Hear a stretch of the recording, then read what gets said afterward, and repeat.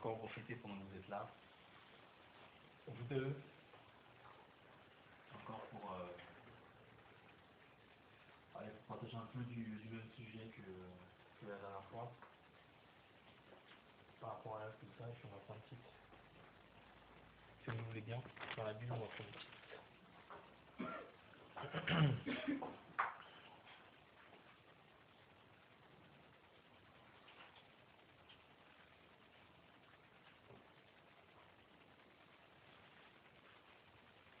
Petite à partir du verset 1.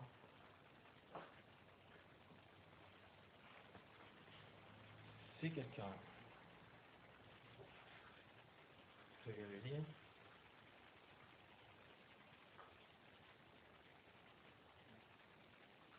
Pour l'esclave de Dieu et apporte de Jésus-Christ selon la foi des œuvres de Dieu et la connaissance de la vérité qui est sans la piété, dans l'essence de la vie éternelle de Dieu, qui ne peut mentir avec promise avant les temps éternels, et qui l'a manifesté à son propre temps par sa parole, dans la prédication qui m'a été confiée par le commandement de Dieu notre Seigneur, notre Sauveur. À qui mon fils, selon la foi qui nous est connue, que la grâce, la miséricorde, la paix et la demande de la part de Dieu, notre Père, Seigneur Jésus-Christ, notre Sauveur. La raison pour laquelle je t'ai laissé en Écosse, c'est afin que tu achèves de mettre en bon ordre les choses qui restent à régler et que tu établisses les anciens et les élargis suivant ce que je t'ai ordonné. S'il y trouve un homme qui soit irréprochable, mari d'une seule femme, ayant des enfants fidèles, qui ne soit ni accusé de dissolution, ni rebelle, car il faut que l'évêque soit irrépréhensible contre le nom de Dieu, qu'il ne soit ni arrogant, ni coléreux, ni adonné au vin, ni violent, ni avide de gain malhonnête, mais hospitalier, aimant les gens de bien, modéré, juste, saint, maître de lui-même, attaché à la parole de la vérité comme elle lui a été enseignée, afin qu'il soit capable d'exhorter par la sainte doctrine que de l'éviter des contradictions. Car il y en a plusieurs qui ne veulent pas se soumettre aux injustes aux séducteurs destinés, principalement ceux qui sont de la circoncision, auxquels il faut fermer la bouche, ceux qui renversent les maisons, tout entière enseignant pour un gain déshonnête, et des choses qu'on ne doit pas enseigner. Deux d'entre eux qui étaient leurs propres prophètes à lui. Les prétoires sont toujours menteurs de mauvaises bêtes, des ventres paresseux. Le témoignage est véritable. C'est pourquoi reprends-les vivement, afin qu'ils soient saints dans la foi et qu'ils ne s'attachent pas aux fables judaïques et aux commandements d'hommes qui se détournent de la vérité. Toutes choses sont pures pour ceux qui sont purs, mais rien n'est pur pour ceux qui ne sont pas purs et incrédules. Mais leurs pensées et leurs consciences sont souillées. Ils font profession de connaître Dieu, mais ils le renient par leurs œuvres, car ils sont abominables, rebelles, réprouvés à l'égard de toute bonne. Merci. Alors, comme on voit déjà dans le titre 1, on voit que c'est Paul qui s'adresse à Tite et qui va lui donner des recommandations. Des recommandations de par les choses qu'il a pu voir, etc. Il va lui dire de faire des anciens dans chaque ville, tout ça, etc. Et bien sûr, il va aussi décrire qu'est-ce qu'un ancien. Il va montrer ici plusieurs critères que doit avoir un ancien.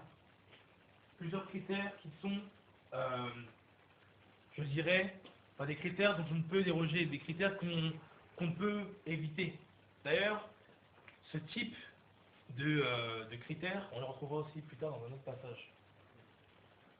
Vous verrez que c'est la même chose. Paul est très ferme quant à ce genre de critères. Pourquoi? Parce qu'on voit aussi qu'à la même époque, et comme aujourd'hui, il y a de vains discoureurs. Il y a des personnes qui apportent une sorte de philosophie, qui apportent une sorte de mauvais enseignement, un faux évangile. Que d'ailleurs Paul a combattu aussi, qu'on peut voir aussi dans l'épître aux Galates, il a combattu aussi ces choses-là. Il a dit voilà, je m'étonne que vous vous détournez si promptement de l'évangile pour épouser, voilà, etc. Et je dirais, entre guillemets, dans notre rôle à nous tous, à ceux qui sont, entre guillemets, établis, pour parler de ces choses, pour enseigner, pour parler, pour exhorter, etc. Ne pas se détourner d'une chose, c'est la vérité de Dieu, déjà. La parole de Dieu. Si vous voyez bien, au verset 1, on nous dit, voilà, Paul, serviteur de Dieu et apôtre de Jésus-Christ, selon la foi des élus de Dieu et la connaissance de la vérité qui est selon la piété, dans l'espérance de la vie éternelle que Dieu, qui ne peut mentir, avait promis avant les temps éternels. Donc on nous parle bien de la connaissance quoi, de la vérité, de ce qui est vrai. On sait que ce qui est vrai, c'est la parole de Dieu.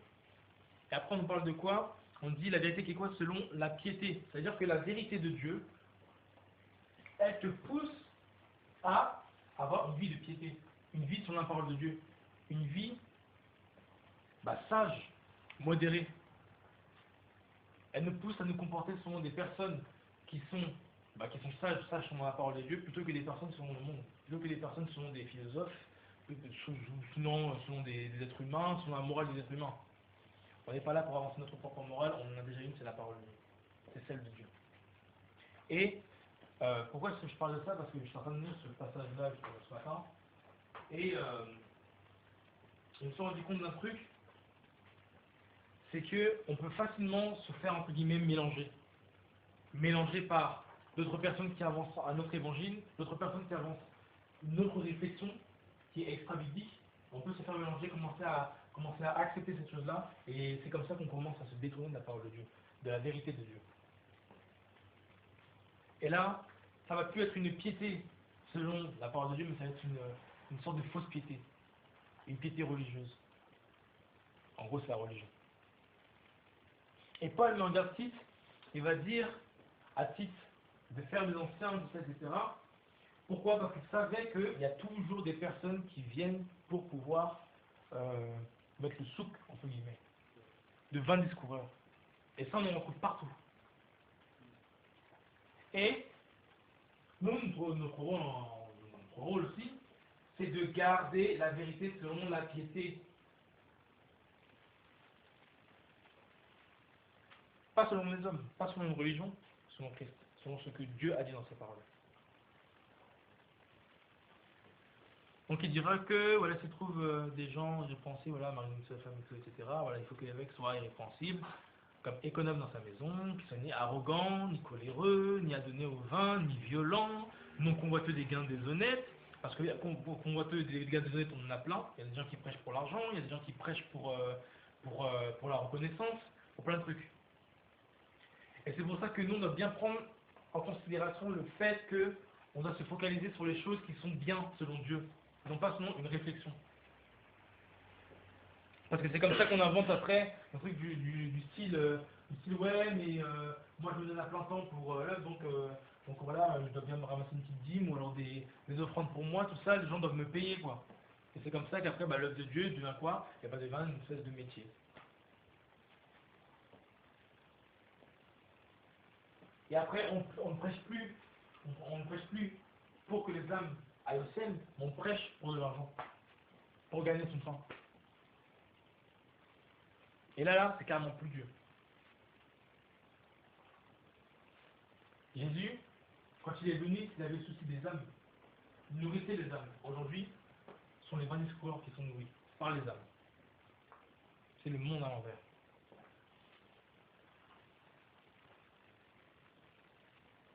Mais hospitalier, je continue, gain des honnêtes, mais hospitalier, aimant les gens de bien, sages, justes, saints, tempérants, aimant les gens de bien. Il m'est arrivé d'entendre ouais, moi je prie pas pour telle personne, parce que cette personne-là je l'aime pas, tout ça, etc.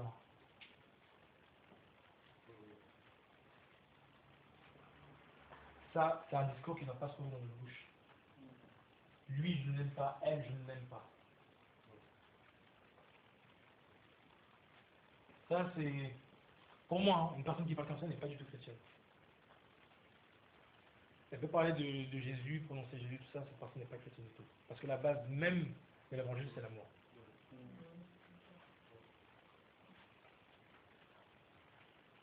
Même si la personne t'a fait mal, ça fait mal.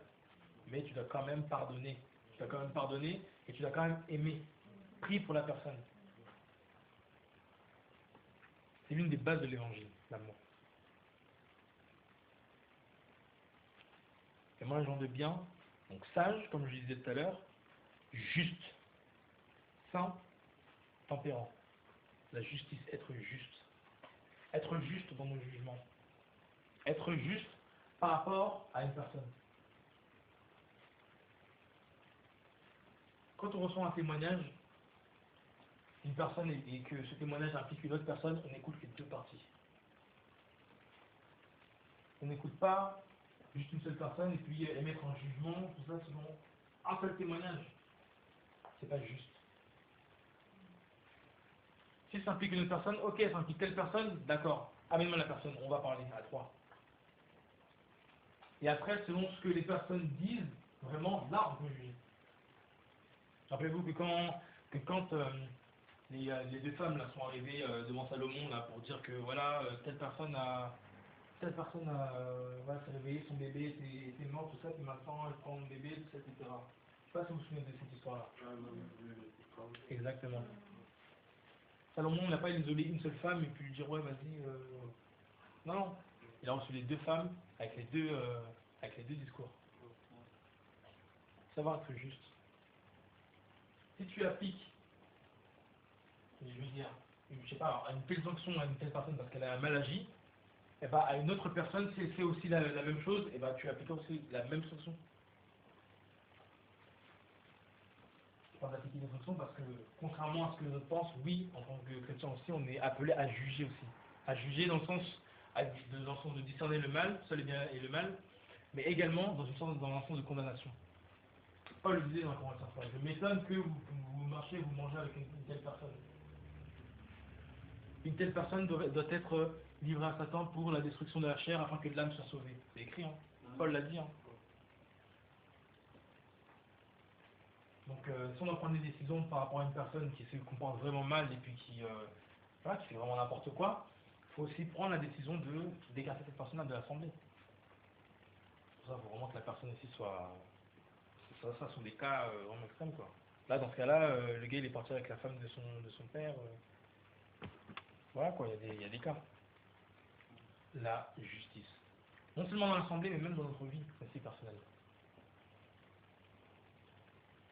C'est tout bête. Un truc tout bête.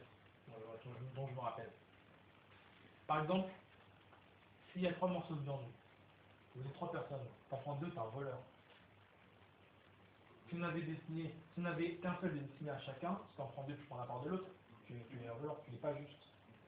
Ou si tu privilégies une autre personne plutôt que l'autre, tu n'es pas juste. Paul aussi en parlait. Donc, si vous, parce que je crois que c'est les Corinthiens qui faisaient ça, il les amenait les personnes les plus riches devant et les personnes les plus pauvres, il les mettait derrière. Il disait non, là vous n'êtes pas juste.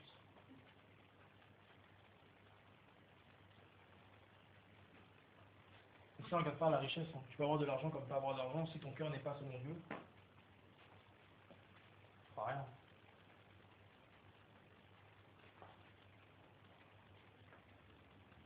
Juste, saint.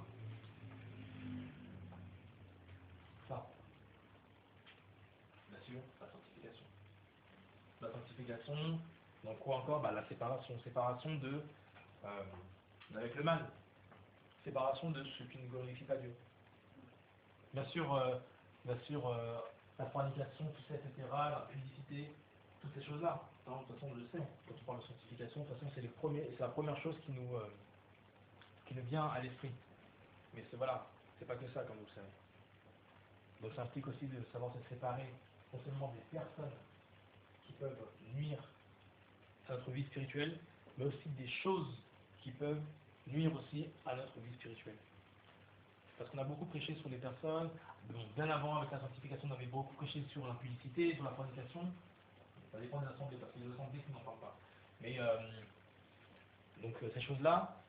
Et ensuite, ce sont les personnes, parce que la mauvaise compagnie corrompt les bonnes mœurs, donc on sait que les personnes peuvent vraiment voilà, nous faire tomber, tout ça, etc.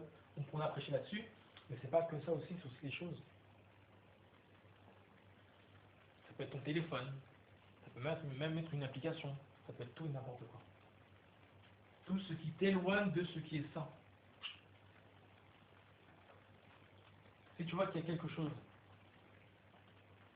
qui n'est pas saine pour toi, pour tes yeux, pour ce que tu regardes, parce que rappelons-nous que les choses qui rentrent dans nos cœurs sont les choses que nous écoutons, que nous voyons, voilà, que nous entendons, etc.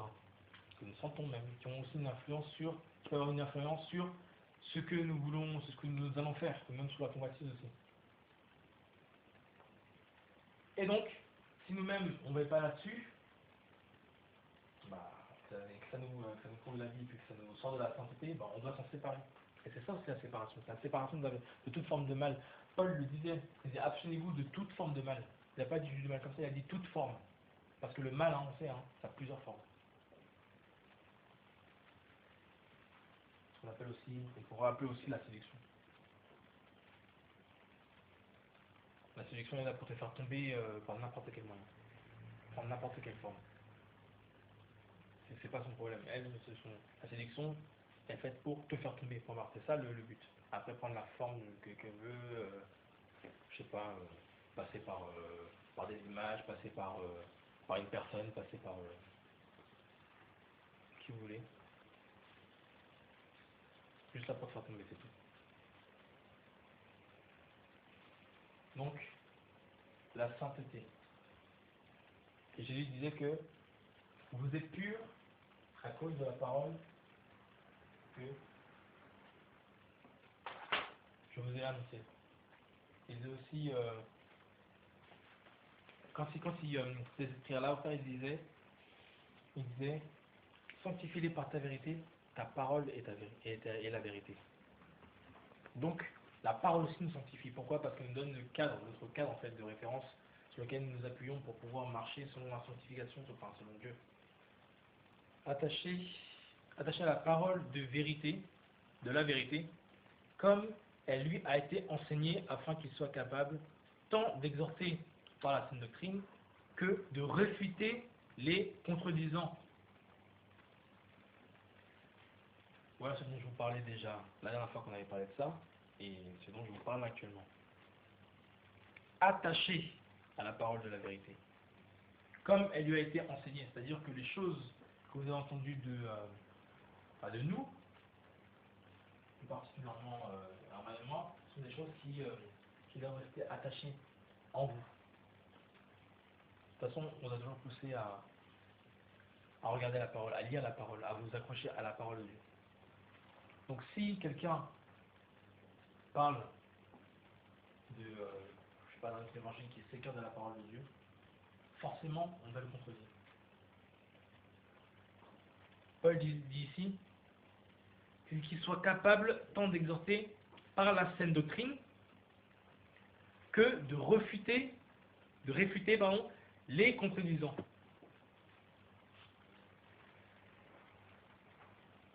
Quand moi j'étais pas d'accord avec un patient sur ça, je le prenais de côté et je lui disais ce truc en question.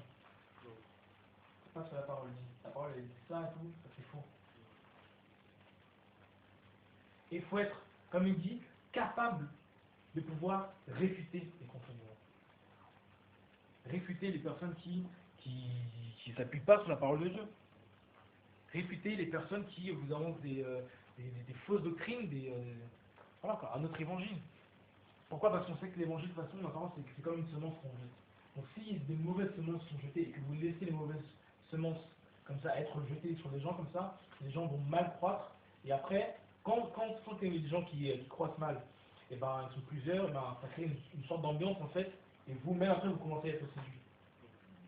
À cause de l'effet de masse. Parce que tout le monde commence à croire ça, et ben voilà, vous aussi vous suivez le truc. Et c'est comme ça aussi que vous êtes séduit. Ça aussi c'est une forme de mal, une forme de séduction. Or on a besoin d'avoir ce courage-là. Être capable de dire non. Être capable de dire non, ça ce que tu dis là, c'est pas la parole de Dieu.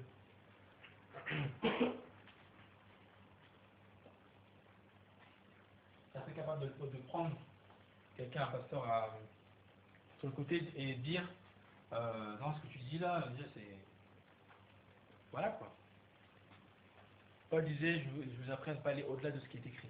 Donc si c'est pas écrit, ça va rester quoi.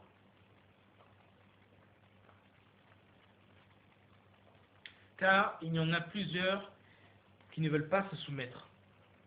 Vains discoureurs et séducteurs d'esprit, principalement ceux qui sont de la circoncision. Car il y en a qui ne veulent pas se soumettre. Il y a la parole de vérité qui dit A, mais eux, ils disent B. Parfois, c'est juste par l'esprit de contradiction pour montrer qu'ils sont, voilà, qu'ils ont une connaissance supplémentaire, etc. Alors que souvent leur connaissance est complètement erronée. Et qu'ils se basent sur des choses qu'ils ont entendues, mais non pas sur la parole de Dieu.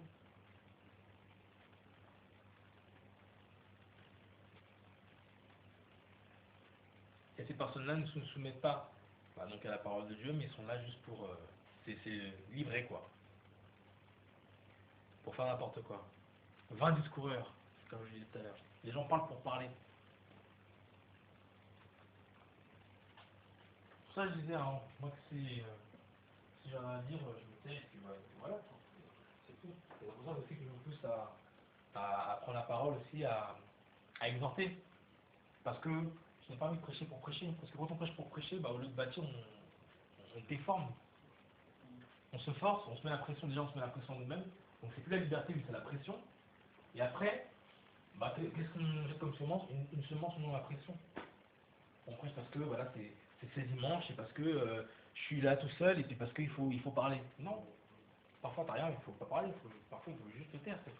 Écouter les autres, écouter le témoignage des autres, écouter les exhortations des autres. C'est ça aussi être sage.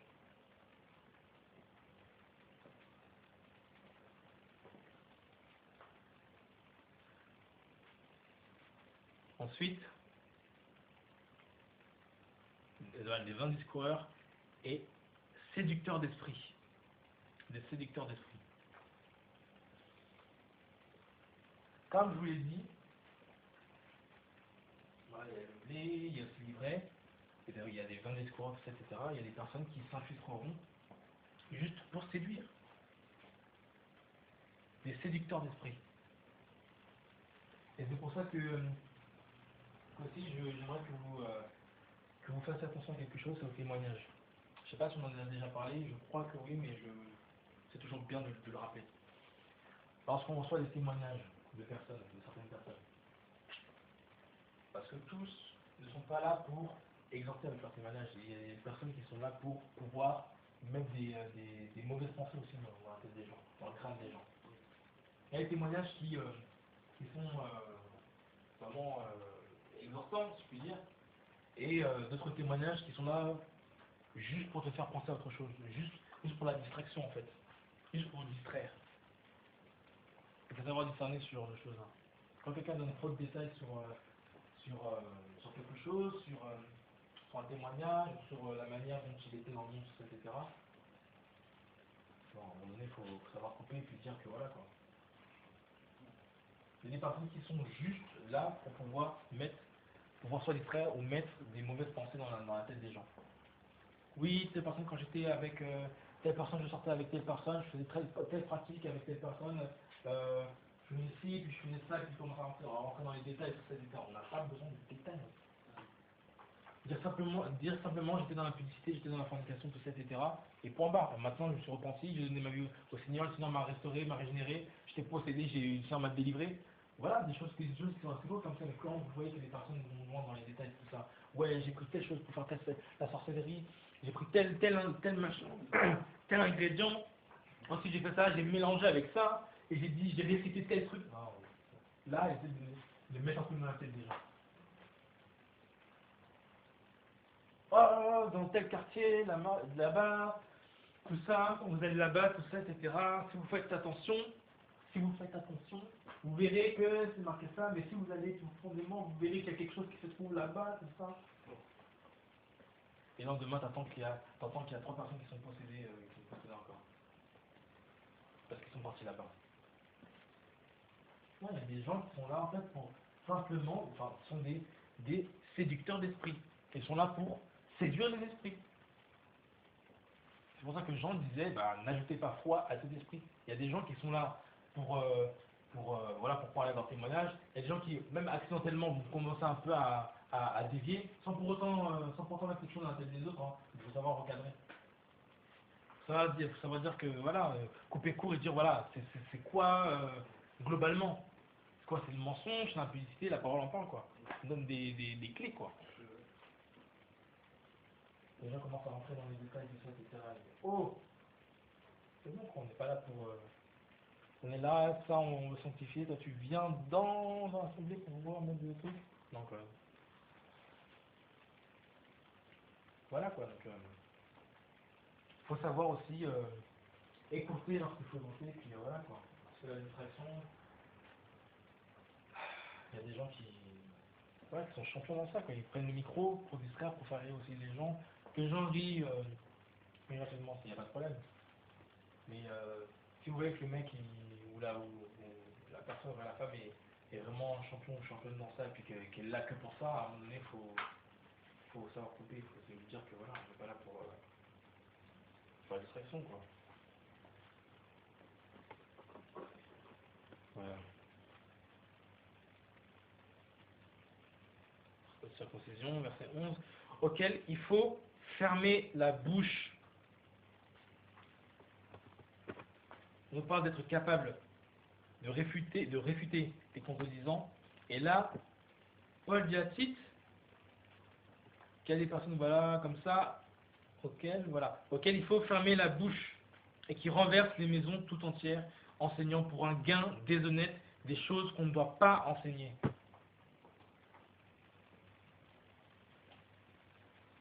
À qui on doit fermer la bouche. Et je remercie le Seigneur pour ce qu'il a fait en fait avec nos frères, nos grands frères, nos grandes sœurs, etc., nos frères et sœurs, pour ce qu'il a fait en fait, parce qu'il il les a rendus capables de faire asseoir des gens. De dire non, ça ce que tu as dit c'est pas correct, et tout, tu corriges tout ça, ou sinon tu t'assois, tu t'arrêtes de prêcher. Parce que ça nous donne aussi également un exemple, et ça nous a donné, tout d'abord particulièrement, le courage aussi de faire aussi la même chose. Quand quelque chose n'est pas de Dieu, et que la personne, ça peut arriver à un accident, tout ça, etc., dans ce qu'il a prêché, etc. Mais quand c'est trop récurrent, ou voilà, quand on voit que la personne est totalement fermée dans son idée à elle, il faut savoir lui dire non, stop, arrête. À qui il faut fermer la bouche. Et qui renverse les maisons, tout entière enseignant pour un gain déshonnête des choses qu'on ne doit pas enseigner. Il y a des choses, dans les choses qu'on ne doit pas enseigner, on peut voir plusieurs choses. Des choses qui sont extra-bibliques, qui ne sont pas la Bible, mais aussi des enseignements que d'autres personnes ne sont pas prêtes à avoir dans l'instant T. Quand on est né, on n'a pas commencé à manger du poulet, on n'a pas commencé à manger du steak, on a commencé par le lait. Et ça, il faut apprendre en fait à pouvoir commencer par les bases avec les personnes, par le lait avec les personnes. Il y a des personnes qui connaissent par exemple des nouveaux convertis, qui connaissent des choses, des témoignages sur la sorcellerie, des choses comme ça, etc. Donc ce sont des personnes à qui on peut parler assez ouvertement sur des choses comme ça. Il y a d'autres personnes, on ne va pas en parler tout de suite. Je sais pas, par exemple, j'ai ça un exemple comme ça. Un blanc qui a grandi à Neuilly, je sais pas là quoi, par exemple. Il vient comme ça, on lui parle de Jésus, tout ça. Il y a l'autre qui vient, il parle de la sorcellerie, tam. Il va retourner à Neuilly, il va rester dans sa vie, et puis voilà quoi. Un exemple. Hein. Mais bon voilà.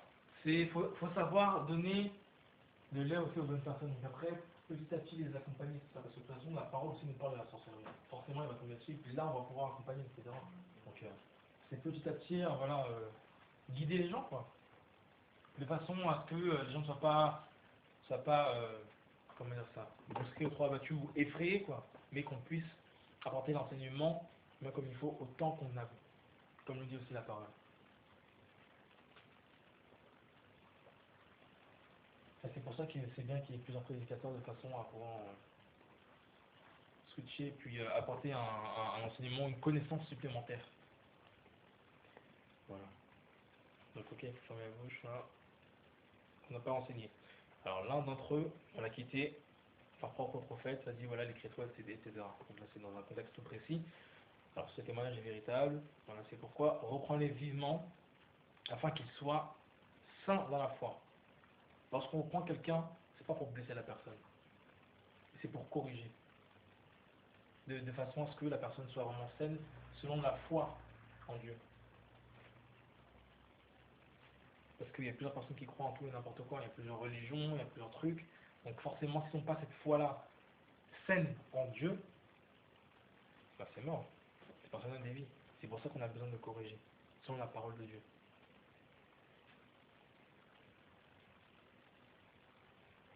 Voilà.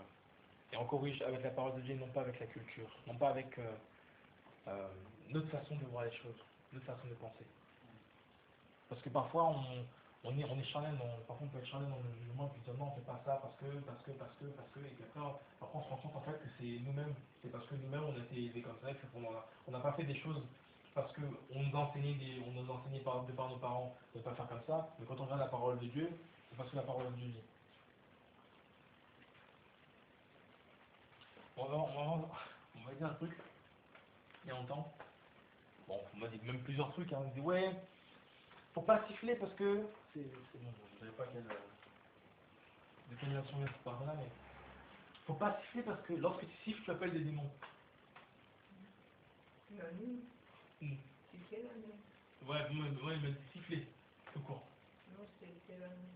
Siffler la nuit parce que Non, faut pas siffler la nuit. sinon ça appelle les démons. Non. Je me suis dit, ok, bon, c'est écrit ouf. C'est écrit dans quel verset? C'est écrit ouf. Et on voit que les gens, en fait, ils donnent un enseignement selon ce qu'ils ont reçu eux-mêmes, ils n'ont pas sur la parole de Dieu. Et là, c'est grave. Parce que c'est comme une sorte de condamnation. C'est comme une sorte de prison aussi. C'est-à-dire que dans ce cas-là, tu fais absolument plus rien, alors que Jésus n'a jamais dit ça. Il y a plein de trucs comme ça, hein. Wow, faut pas faire ça, faut faire ça comme ça, mais faut pas faire ça comme ça.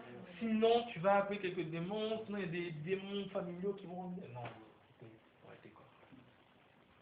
Si ça avait été vraiment important, le Seigneur aurait précisé, c'est certain. Bien sûr, il y a des coutumes il y a des coutumes, des choses bizarres voilà, qui sont purement démoniaques, quoi. Ça on le sait, etc. Mais par contre, je vais siffler. Quand même, c'est clair. Ah là là là.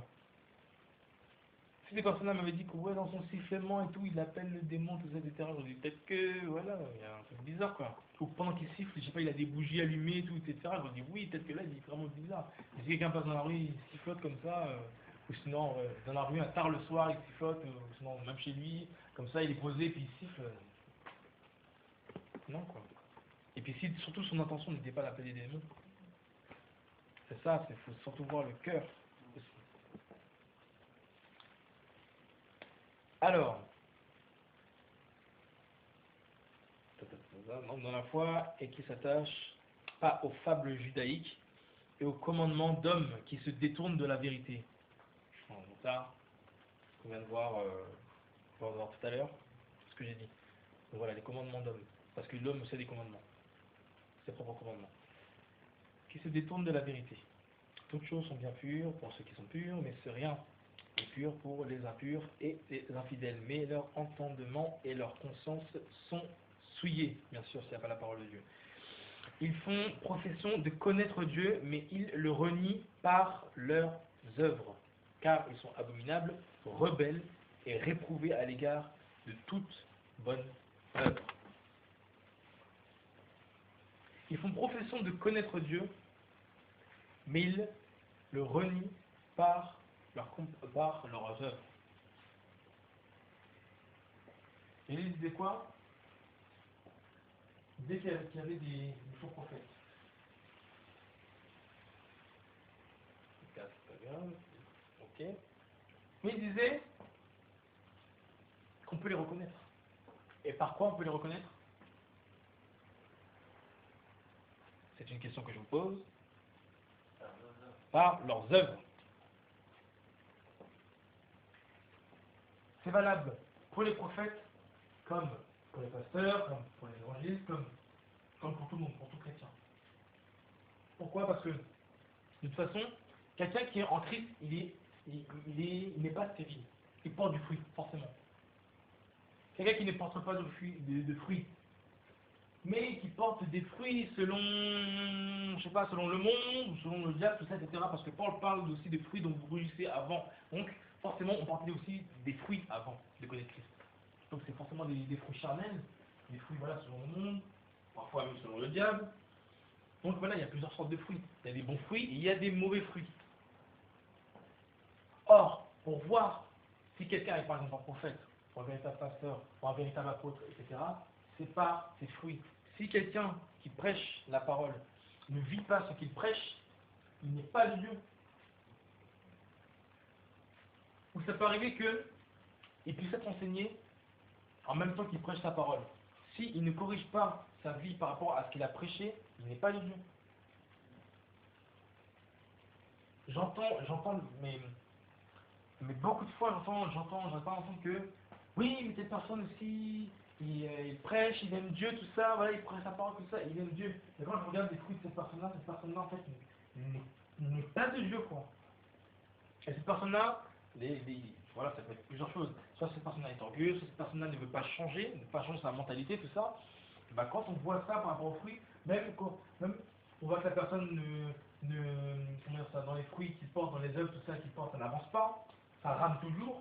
Dès qu'on voit ce genre de choses-là, bah voilà, c'est à un moment donné, la personne, voilà, n'est pas en Dieu, quoi. Et si la personne n'est pas en Dieu, bah, il suffit de quoi? Bah, il suffit de, voilà, simplement fléchir le genou et puis demander au Seigneur de soigner cette personne-là et demander au Seigneur une direction de façon à ce qu'il soit positionné là où Dieu le veut. Parce que si parfois nous ne portons pas des fruits selon Dieu, c'est parce que nous sommes mal positionnés. Ou parce que notre vie n'est pas en règle vis-à-vis de la parole de Dieu.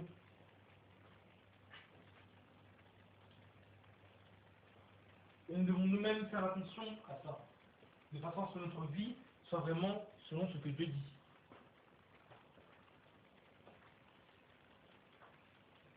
Parce qu'il y a bien souvent des choses qui bloquent, c'est à cause de ça. Ça peut être aussi un exemple tout bête. Tu vas même parler à une personne. Tu vas pas aller demander pardon à la personne. Ton œuf peut être bloqué juste à cause de ça. Juste à cause de ça. Quelqu'un peut dire que tant que tu n'es pas allé dire pardon à cette personne-là, bah, c'est terrible. Rien du tout. Yes. Jusqu'à ce que tu capitules et que tu dises que ouais, ok, voilà. Pardon, mon comportement, tout ça, etc. Comportement qui n'est pas correct, voilà, je te demande pardon. Et là, tu vois que ça redémarre.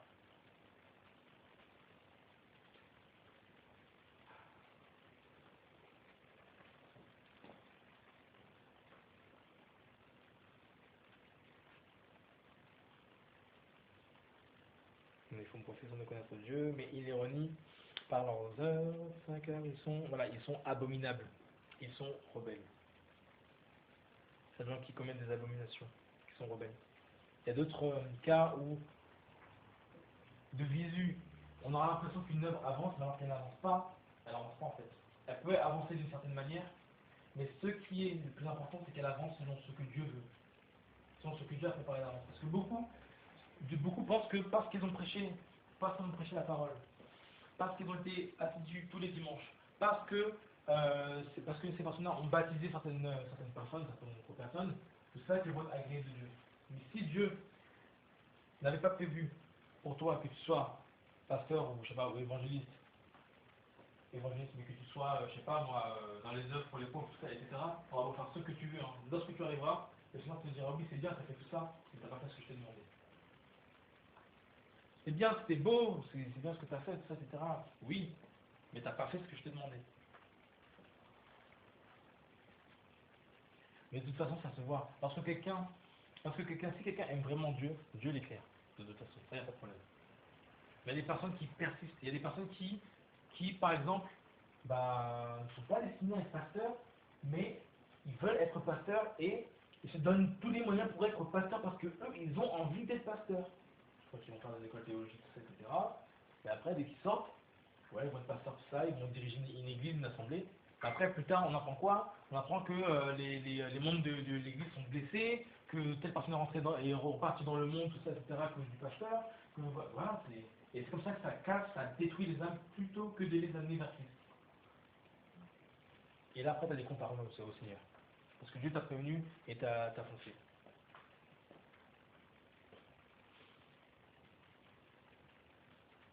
Et réprouvé à l'égard, voilà, de toutes bonnes œuvres.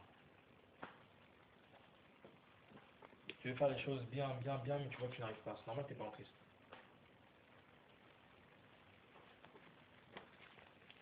Ça, c'est souvent le cas de beaucoup de personnes qui veulent faire les choses par elles-mêmes, mais qui n'arrivent pas. Bon, oui, bah, si tu écoutais Dieu, si tu faisais ce que Dieu te disait, ben là, tu irais loin avec Dieu.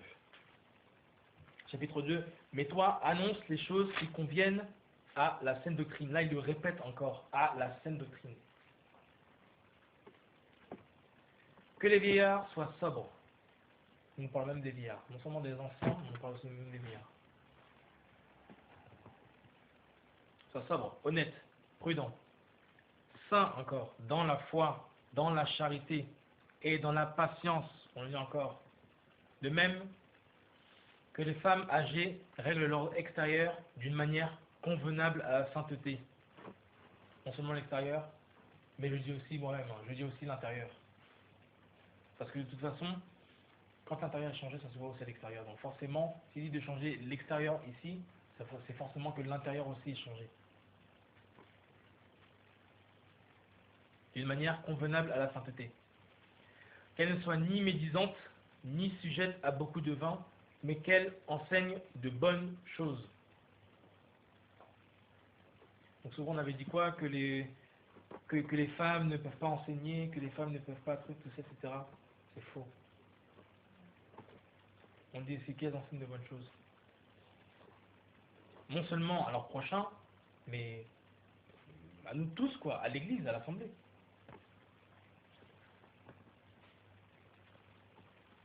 Bon après, on parle pas on parle pas de pasteur, hein, quand même, ou de pastoresse, je sais pas. Mais seulement d'enseigner des choses, quoi. Parce que leur âge fait qu'elles ont une certaine expérience de la vie qui peuvent être profitables aux plus jeunes. Afin qu'elles instruisent les jeunes, voilà, à être modestes, à aimer voilà, leur mari, à aimer leurs enfants, à être modérés, purs, occupés aux soins domestiques bonnes, soumises à leur mari, afin que la parole de Dieu ne soit pas blasphémée. Vous voyez un truc? C'est que Paul va tout le temps dire, bon voilà, soit aux Corinthiens, soit à Timothée, à Tite, ou aux Colossiens, etc., de faire des choses de manière à ne pas choquer les gens. À ne pas, par les comportements des chrétiens, être une occasion de chute pour les autres. Donc là, bien sûr, quand on voit être bonne, voilà, soumise à leur mari afin que la parole ne soit pas blasphémée, etc. Donc voilà, on connaît très bien la soumission par rapport à la Bible, etc. C'est pas une sorte de domination, tout ça, mais voilà, une simple soumission. Dans Paul aussi on parlera, hein, parce que l'homme a été créé en premier, ensuite la femme. Donc voilà, c'est un respect, un respect pour son mari, et bien sûr qu'il doit être mutuel. Comme le dit Éphésiens 5, si je ne me trompe pas. Que le mari aime la femme comme Christ aime l'Église. Ensuite,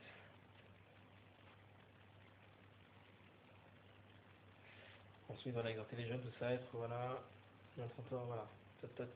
Exhorte aussi les jeunes hommes à être modérés, te montrant toi-même un exemple de bonne œuvre en toute chose, en une doctrine, exemple de toute altération en pureté, en intégrité, en parole saine, qu'on ne puisse pas condamner afin que celui qui vous contredit soit rendu confus, n'ayant aucun mal à dire de vous.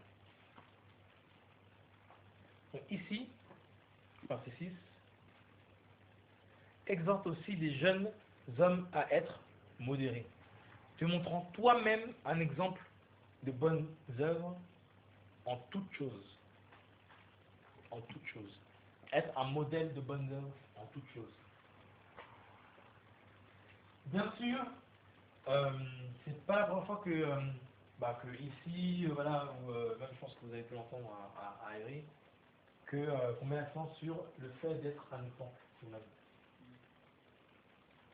Ça, que ce soit pour n'importe quelle génération, on doit être un exemple pour notre prochain.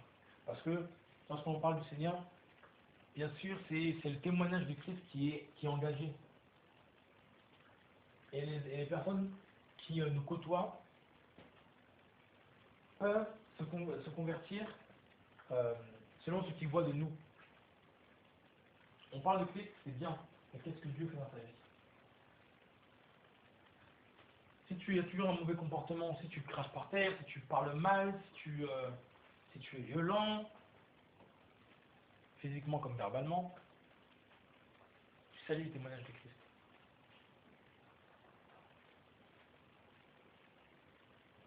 Donc, te montre toi-même un modèle de bonnes œuvres en toutes choses.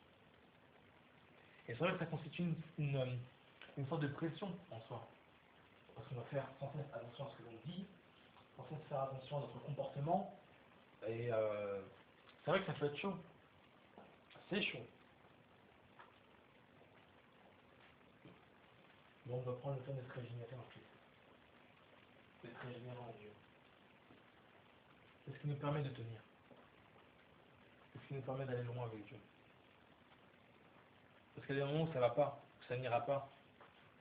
On aura envie de tout casser, puis il faut partir quoi. Dans ces moments-là, il faut qu'on arrive à se rapprocher de Christ pour dire que ça ne va pas. S'il dit qu'il est ami fidèle, c'est pas pour rien. T'as des amis qu'on confie des choses confidentielles, intimes.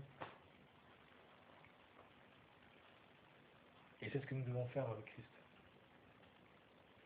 Avec Jésus.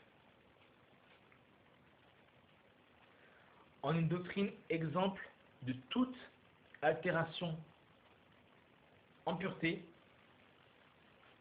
en intégrité, en parole saine, que l'on ne puisse pas condamner.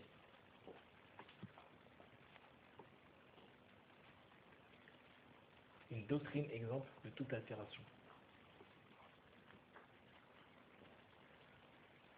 Aujourd'hui, et je pense même pas qu'aujourd'hui, on altère beaucoup la parole de Dieu.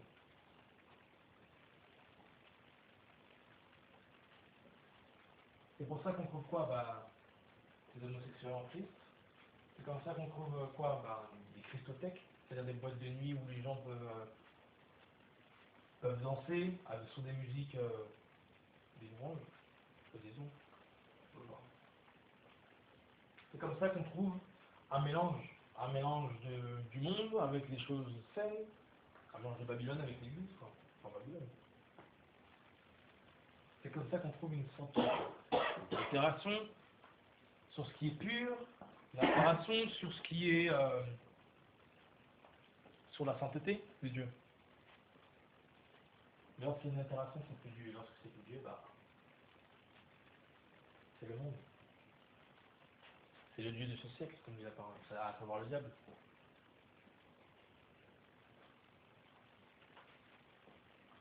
Et c'est pour ça que Paul, bien avant, disait qu'il faut qu'il soit capable de réfuter. Ce n'est pas des vents escureurs à qui il faut fermer la bouche. Parce que si on n'est pas capable de faire ça, de défendre une doctrine, forcément, c'est comme si on ouvrait une porte. Comme si on laissait faire. On laissait la mauvaise semence entrer. On laissait le monde entrer. C'est comme ça qu'on trouve du rap chrétien, c'est comme ça qu'on trouve du hip-hop chrétien, c'est comme ça qu'on trouve voilà, plein de trucs, enfin le mélange quoi.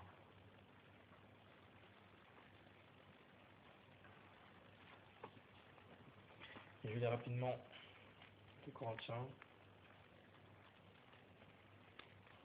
2 Corinthiens 6. Qui nous dit c'est ça, ceci, pardon, 2 Corinthiens 6, 14. Ne portez pas un même joug avec les infidèles, car quelle communion y a-t-il entre la justice et l'iniquité? Ou quelle communion y a-t-il entre la lumière et les ténèbres? Et quel accord y a-t-il entre Christ et Bélial? Ou quelle part à le fidèle avec l'infidèle. Et quel rapport y a-t-il entre le temple de Dieu et les idoles? Car vous êtes le temple du Dieu vivant, selon ce que Dieu a dit, j'habiterai au milieu d'eux et j'y marcherai. Je serai leur Dieu et ils seront mon peuple. C'est pourquoi sortez du milieu d'eux, séparez-vous, dit le Seigneur, ne touchez à aucune chose souillée et je vous recevrai. Je serai pour vous un père et vous serez pour moi des fils et des filles, dit le Seigneur Tout-Puissant. Ne touchez à aucune chose qui soit souillée et je vous recevrai. Donc on voit très bien que pour que le Seigneur nous reçoive, il faut être pur. Il ne faut pas que les choses soient altérées, il ne faut pas que les choses soient mélangées, il ne faut pas qu'il y ait une sorte de tolérance. Parfois on est là, on arrondit les bords.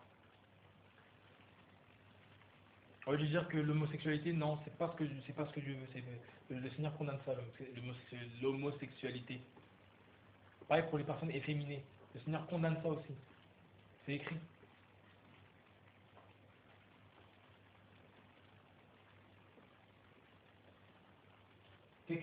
Des personnes qui vivent en concubinage, qui ne sont pas mariées, ils doivent régler leur situation. Parfois, ils sont là, on arrondit un peu les bords, on dit ouais, mais bon, c'est pas grave, vous allez rester comme ça, mais voilà quoi. Mais voilà quoi. Si la parole dit A, c'est A, point barre. C'est pas A, mais virgule, voilà, A ou A puissance B, ou je sais pas quoi, non. A c'est A, B c'est B. Et A, ce n'est pas B. Donc il faut avoir aussi cette fermeté-là, pour reprendre, pour dire que non, pour enseigner selon la saine doctrine. Non, c'est pas ce que la parole de Dieu dit. Non seulement comme je le disais tout à l'heure, à des personnes un peu plus âgées, je dirais, comme à des personnes voilà, de notre âge, quoi. Parce que parfois on est là entre jeunes, on se dit ouais, mais ça va froisser telle personne, tout ça, etc. Moi, j'étais pas là moi personnellement, avant, j'étais pas là pour plaire aux gens. Hein. Si la parole de Dieu, elle disait qu'il ne fallait pas se mélanger, qu'il ne fallait pas faire tel truc, d'ailleurs la personne disait qu'il ne fallait pas faire tel truc. Au revoir. Bien sûr, d'enseigner dans l'amour. Mais c'est quelque chose qui n'est pas sur la parole de Dieu. Voilà, c'est comme ça qu'on sauve les gens. En les conduisant vers la vérité de la parole qui mène au ciel, quoi. Le Seigneur a dit, je suis le chemin, la vérité, il a dit. Il n'a pas dit, je suis le chemin, je suis je suis une vérité altérée, et après, après je suis la vie, quoi. Il a dit la vérité, point.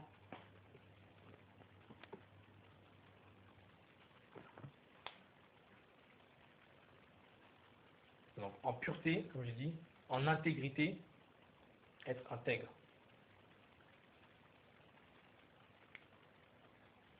C'est sur quoi il faut veiller. C'est chaud. Être intègre. Telle personne te passe, te donne tel argent, te dit, voilà, tel argent c'est pour telle chose, par rapport à l'œuvre de Dieu, c'est pour telle chose. On doit savoir demeurer intègre par rapport à ça. Ça fait quoi? Moi, ça fait quoi? Peut-être 3 ans, je crois. Ça, j'ai des bêtises. Je crois que dans les bêtises, ouais, 2 ans, pour un peu plus de 2 ans, tout ça. Que je tiens les pièces de l'Assemblée, tout ça. Et chaque de mes mouvements, c'est-à-dire entrée et sortie, sont écrites sur un petit calepin.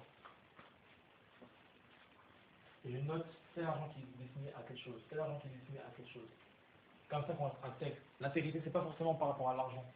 L'intégrité, c'est par rapport aux choses, par rapport à nous, de façon à ce qu'on ne soit pas corrompu. Être des tricheurs, être des personnes qui trompent leurs femmes, être des personnes qui font tout et n'importe quoi. Qui reçoivent des offrandes, cachées. C'est vraiment être intègre, pur selon la parole de Dieu. En parole saine. En parole saine. Paul dit aussi également aux Éphésiens, tout ça. Et je crois que même Pierre aussi m'avait dit, il y a un verset qui dit que voilà, que vos paroles soient comme les oracles annonçant les. Enfin, que vos paroles soient comme celles des oracles annonçant. Bon, qu'est-ce que voilà, soit comme annonçant les oracles de Dieu. C'est-à-dire voilà, les paroles de Dieu, quoi. Donc faire vachement gaffe à notre langage. Parce que beaucoup les accordent des gros mots et pensent que c'est rien. Alors que c'est quand même quelque chose. Parce qu'il y a même des païens qui disent pas des gros mots que les chrétiens disent. En parole saine, voilà. Que l'on ne puisse pas condamner, afin que celui qui vous contredit soit, bien sûr, rendu confus, ayant aucun mal à dire de vous, voilà, etc. Ensuite, on a un passage, à partir du verset 9, un passage sur les maîtres et sur les serviteurs, etc. Voilà, que les serviteurs soient soumis à leur maître, leur complaisant en toutes choses, n'étant pas contredisants, ne dérobant rien de ce qui appartient à leur maître, mais faisant toujours paraître une grande fidélité afin de rendre honorable en toutes choses la doctrine de Dieu, notre Sauveur. Rendre honorable en toutes choses la doctrine de Dieu, notre Sauveur. Faire en sorte que les gens disent: ah, c'est la parole de Dieu qui t'a changé comme ça? Moi, ça m'intéresse. Faire en sorte que notre témoignage colle avec la parole de Dieu. Que nos paroles collent avec la parole de Dieu. Car la grâce de Dieu salutaire à tous les hommes. Voilà, fidélité honorable. J'avais rien oublié avant, c'est bon. Dieu, voilà notre Sauveur. Car la grâce de Dieu salutaire à tous les hommes a été manifestée. Et elle nous enseigne à renoncer à l'impiété et aux passions mondaines. Et à vivre dans le présent siècle selon la sagesse, la justice et la piété. Chose que nous avons vue précédemment. En attendant la bienheureuse espérance et l'apparition de la gloire du grand Dieu, notre Sauveur, Jésus-Christ, qui s'est donné lui-même pour nous, afin de nous racheter de toute iniquité et de nous purifier pour lui, être un peuple qui lui appartienne en propre, et qui soit zélé, voilà, pour les bonnes œuvres. Donc zélé pour les bonnes œuvres. Enseigne ces choses, exhorte et reprend avec une pleine autorité, et que personne ne te méprise. Enseigne ces choses, exhorte et reprend avec une pleine autorité.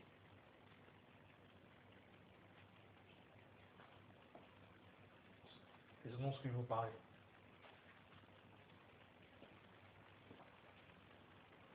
C'est comme, enfin, je vois comme étant une sorte de résumé de ce qu'il a dit.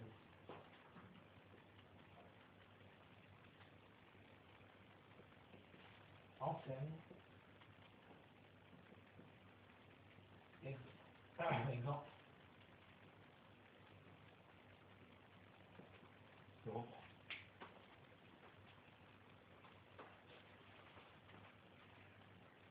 L'enseignement est principalement fait pour donner une connaissance supplémentaire qui nous rapproche de Dieu, qui nous rapproche dans le sens où c'est une connaissance supplémentaire qui nous aide dans notre marche chrétienne, qui nous aide à mieux connaître Dieu, à mieux marcher selon la parole de Dieu. Un enseignement, c'est ce qui va nous aider à rester ancré, à être ancré et à rester ancré en Christ.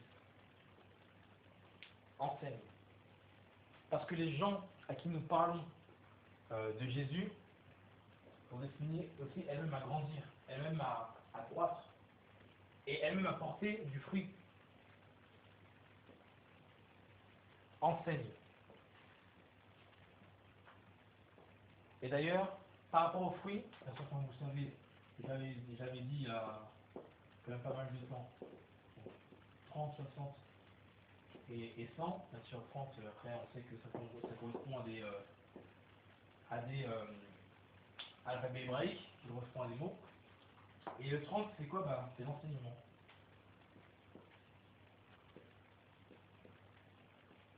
Ça nous parle de l'enseignement.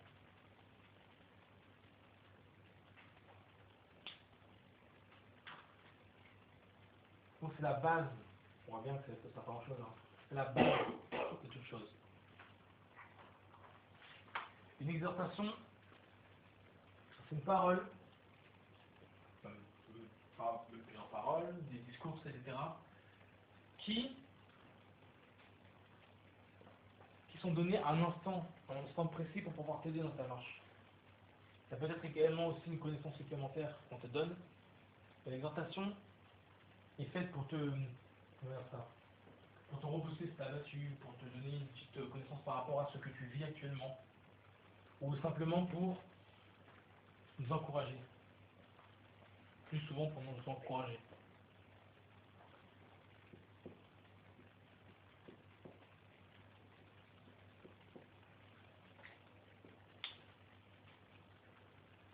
Donc, enseigne, encourage.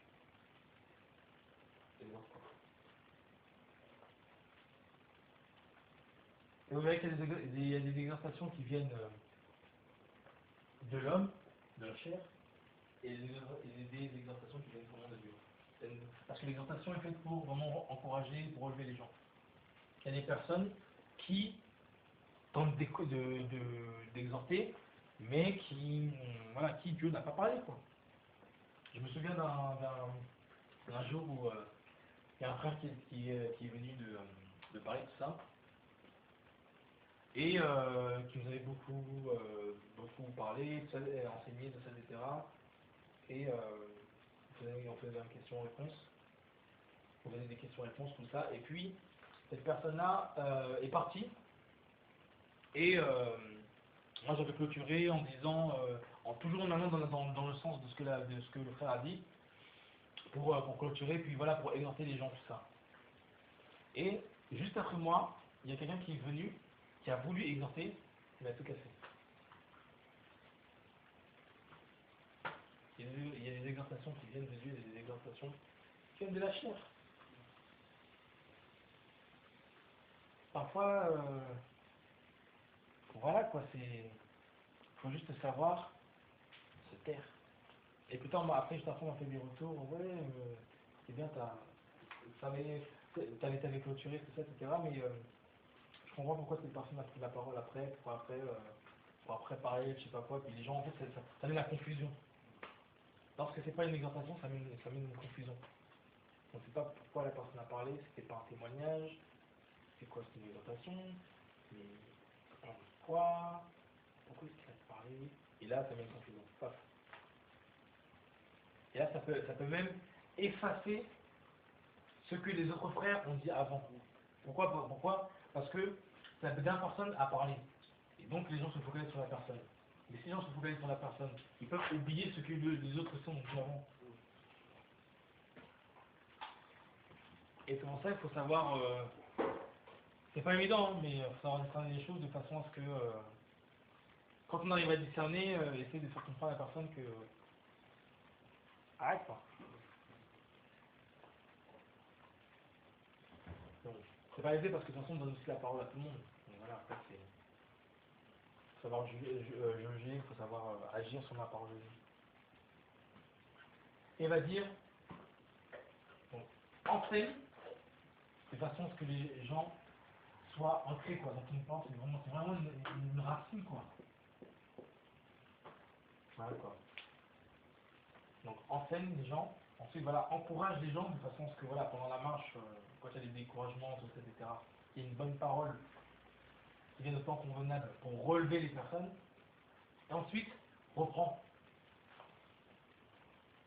Et c'est important de reprendre. Pourquoi? Parce que si tu ne reprends pas quand il y a des bêtises, ça là, tu peux faire une croix dessus.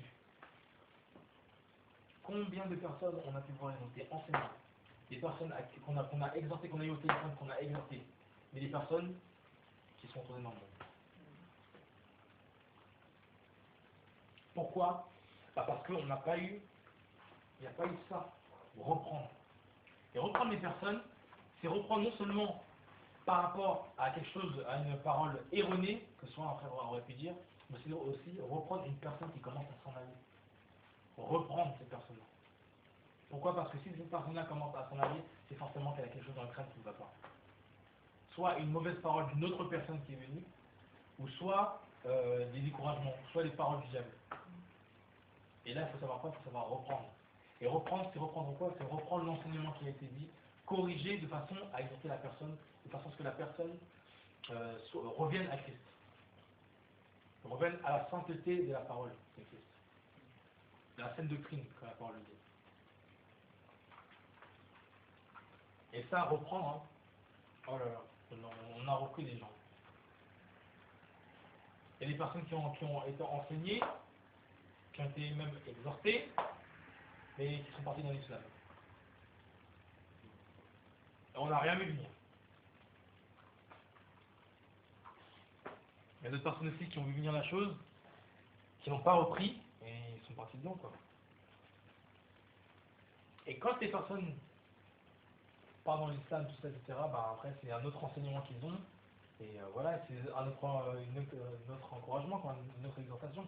Parce qu'ils s'encouragent aussi entre eux, hein, bien sûr. Et ils s'encouragent aussi entre eux. Et donc dans ce cas-là, et ben même si la personne est dans l'islam, ça ne veut pas dire que tout est perdu, hein. Il faut savoir reprendre. De façon à enseigner la vérité de la doctrine. Pas selon ce que la personne qui est retournée dans le monde ou alors dans notre religion a vu, mais selon ce que Dieu dit dans sa parole. Parce que les gens qui sont partis dans une religion se disent ouais voilà, mais telle personne disait ça, telle personne disait ça, mais je l'ai vu, il faisait ça, tout ça, etc. J'ai vu qu'il volait l'argent, tout ça, etc. Ça m'intéresse pas, tout ça, donc moi je retourne dans mes trucs, ou alors je vais aller voir dans une autre religion.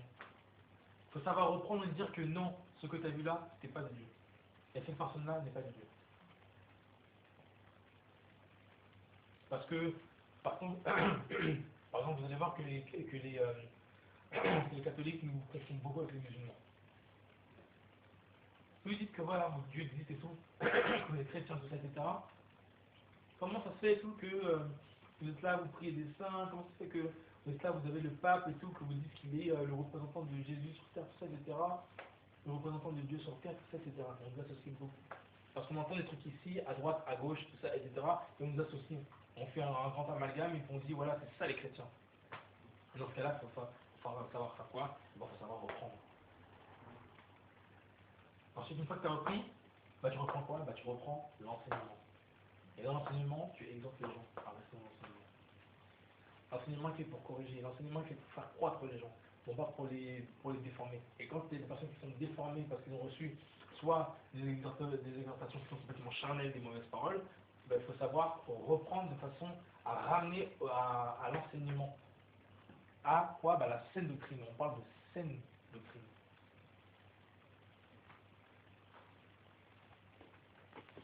Quelque chose qui est selon la sainteté de Dieu et non pas selon la, entre guillemets, sainteté de l'être humain. Parce que ça, l'être humain saint, être saint, être un corps saint, dans un esprit saint, tout ça, etc., en dehors de Christ, ça, c'est du vent. Donc, ça va reprendre.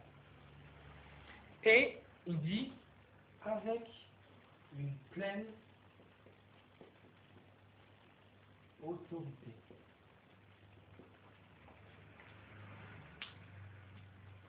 Il y a des gens qui vont essayer de reprendre les autres. Mais ils n'y arriveront pas, quoi. Je sais pas si c'est le cas de tout le monde. Mais il y a certaines personnes voilà, qui ont une autorité qui vient de Dieu, qui fait qu'elles vont mieux expliquer les choses et puis que leur message est plus percutant. Pourquoi? Parce qu'il y a des fruits derrière. Il y a des personnes qui essaieront d'user l'autorité, mais qui casseront tout, quoi. Autorité, ça ne veut pas dire forcément crier.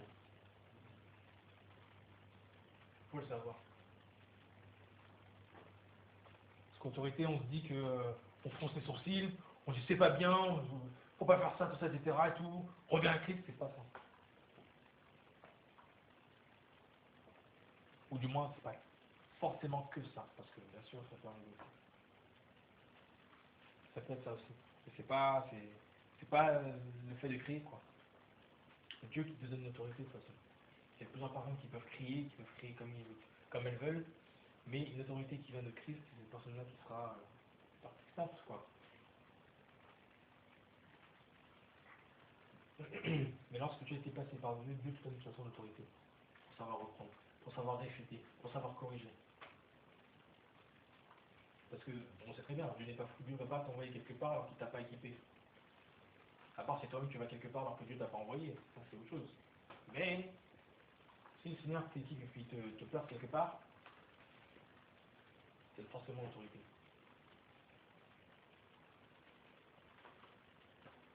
Quand vous expliquez qu'il y a des jeunes comme ça qui dirigent des plus vieux que l'autorité de Dieu.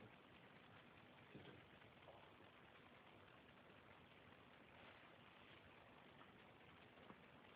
Jésus, il avait qu'une trentaine d'années, hein. Pourtant il y avait des plus âgés que lui, hein, qui venaient le voir. L'autorité de Dieu. Ça dépend pas de toi. Tu peux faire des pompes, tu peux faire de la musculation comme tu veux, tu peux crier comme tu veux, tu peux exercer ta voix pour crier comme tu veux. Si t'as pas l'autorité, si t'as pas l'autorité de Dieu,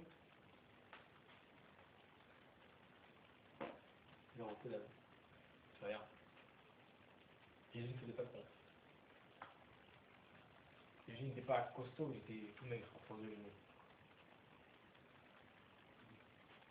Mais pourtant, rien que dans Matthieu 6, hein, quand il donne son enseignement, la parole dit qu'il parlait avec autorité. Et les gens des cœurs ont été touchés.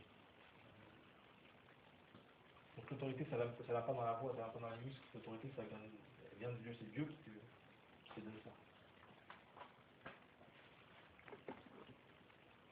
Parce que beaucoup aussi, on essaie de crier. Même pendant les démons, on essaie de crier. Ouais, ça, qui ça. Rien du tout. Rien du tout.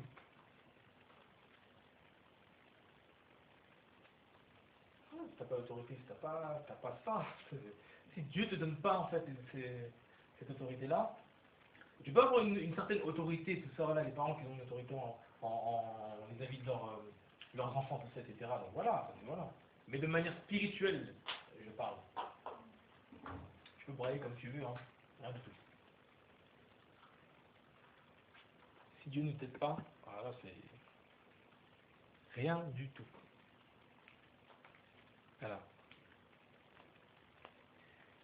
Avec l'autorité que personne ne te méprise.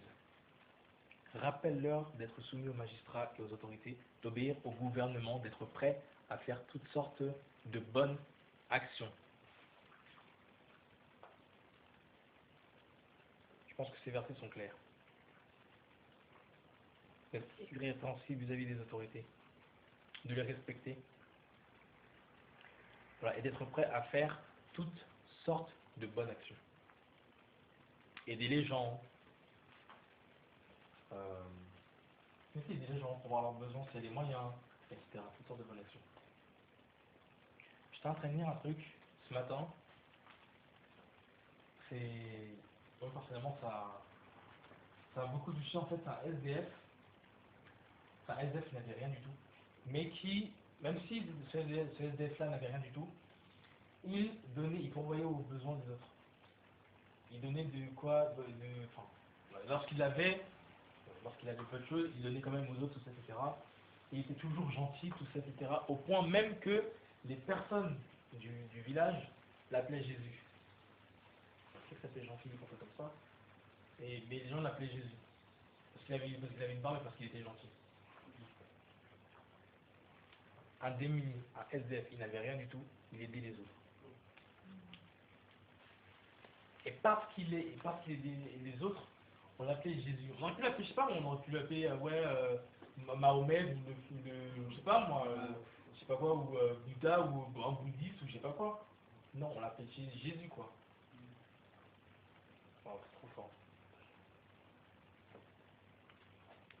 Juste pourquoi? Parce qu'il faisait des bonnes actions. Il était ennemi, il n'avait rien, mais il faisait quand même. Il aidait les gens, il était gentil avec les gens. Et voilà quoi. On l'appelait Jésus. Et d'ailleurs, il est mort. Il est mort il y a. Enfin, je sais plus si c'est cette semaine-là, mais en tout cas, ouais, cette personne-là est morte et c'est pour ça qu'il est apparu dans les news. En tout cas, dans mon application. D'être prêt pour bonne nouvelle, voilà. De ne médire de personne, de ne pas, enfin, de n'être pas cruel, mais doux, et montrant une parfaite douceur envers tous les hommes. De ne pas médire de personne. Oh là là, c'est un peu difficile ça. Parce que parfois, on peut murmurer pour quelqu'un, rappelez-vous.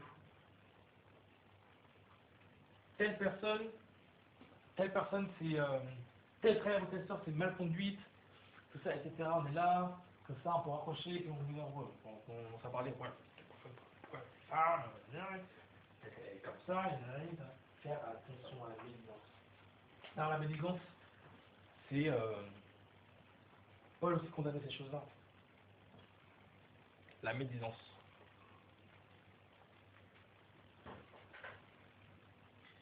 Là, c'est qu'on est où? Tac. Ne médire de personne, de n'être pas querellaire, non même pas d'être querellaire. Donc éviter toutes les querelles, les disputes, parce que vous allez voir, les disputes, c'est inutile. Il y a des disputes qui sont inutiles, franchement, qu'on peut s'éviter, évitons-les quoi. Et d'ailleurs, c'est compté comme un péché aussi. Hein. Quand on regarde les œuvres de la chair, on parle aussi de ceux qui sont querellaires, ceux qui font des querelles.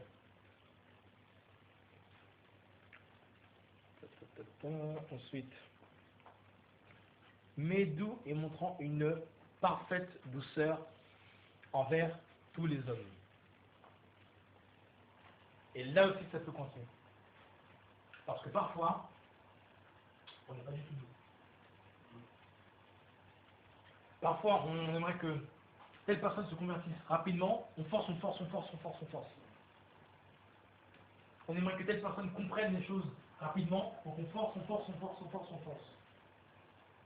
On aimerait que telle personne grandisse rapidement, comprenne les choses comme nous, on l'a compris, alors que nous, on a mis des années à comprendre. Donc on force, et là, on n'est pas doux. La douceur, c'est par rapport aussi au caractère vis-à-vis non seulement des frères et sœurs, mais aussi des personnes du dehors. Parce que parfois, on se dit, voilà, je suis doux avec les frères et sœurs, etc., c'est bon, ça suffit. Alors que non, Dieu aussi regarde comme si nous sommes doux aussi avec les gens du dehors. Parce que bien sûr, le fait d'être doux avec les gens du dehors, c'est aussi un témoignage. Et on a vu précédemment que Dieu regarde à ça.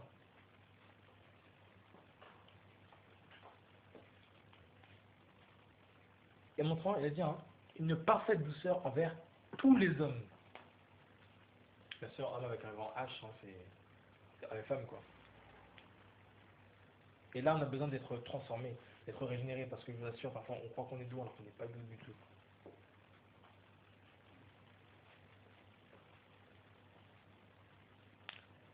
Car nous aussi, nous étions autrefois insensés, désobéissants, égarés, asservis à toute espèce de convoitise et de volupté, vivant dans la méchanceté et dans l'envie, dignes d'être haïs et nous haïssant les uns les autres. Ça, il ne faut pas l'oublier, jamais.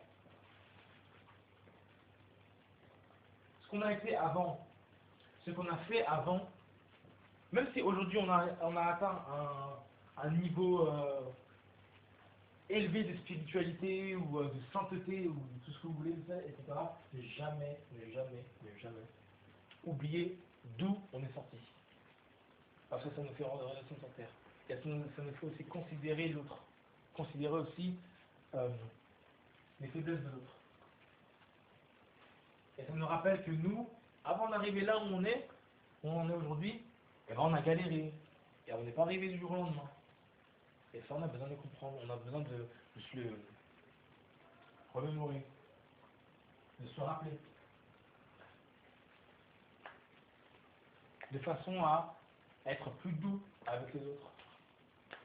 Prendre le temps avec les autres. Telle personne s'habille comme ça, telle personne parle comme ça, tout ça, etc. Tout ça, même si la personne aussi parle comme ça, tu exhortes, tu enseignes, tu exhortes tout ça, etc. Mais pas comme les gens. Telle personne s'habille bizarrement, tout ça, etc. C'est bizarre quand même. Hein. Bon. Faisons attention dans la présentation aux médisants. Faisons attention à ce que nous pouvons dire. Faisons attention à toutes ces choses-là. Parce qu'après, on devient des pharisiens après. S'il était prophète, il saurait de quelle espèce cette femme est. On peut se mettre à parler comme ça aussi. Genre, on est tellement arrivé, on est tellement grand que les autres, c'est tellement de n'importe quoi que les autres. Voilà quoi. Il y a des gens qui font ça consciemment, donc là, c'est compréhensible. Il y a des personnes qui sont nouveau-nés et voilà quoi. On apprend le temps avec eux. Avec elles, plutôt, en l'occurrence, les personnes. Restons les uns les autres. Mais quand la bonté de Dieu, notre Sauveur, et son amour envers les hommes ont été manifestés, il nous a sauvés non par des œuvres de justice que nous aurions faites, mais selon la miséricorde par le bain de la régénération et le renouvellement du Saint-Esprit. Comme je le disais tout à l'heure, beaucoup de personnes pensent qu'ils seront sauvés parce qu'elles ont fait telle œuvre, parce qu'elles ont fait telle chose. On est sauvés parce qu'on a obéi au Seigneur, parce qu'on a donné notre vie au Seigneur.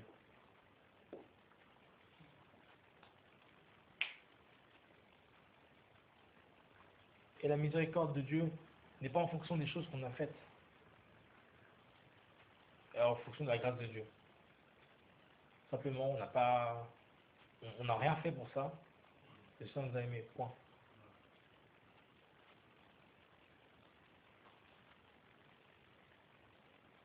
Quand on parle des œuvres de justice, et j'aime bien quand c'est précisé là, des œuvres de justice, parce que parfois on a notre propre justice.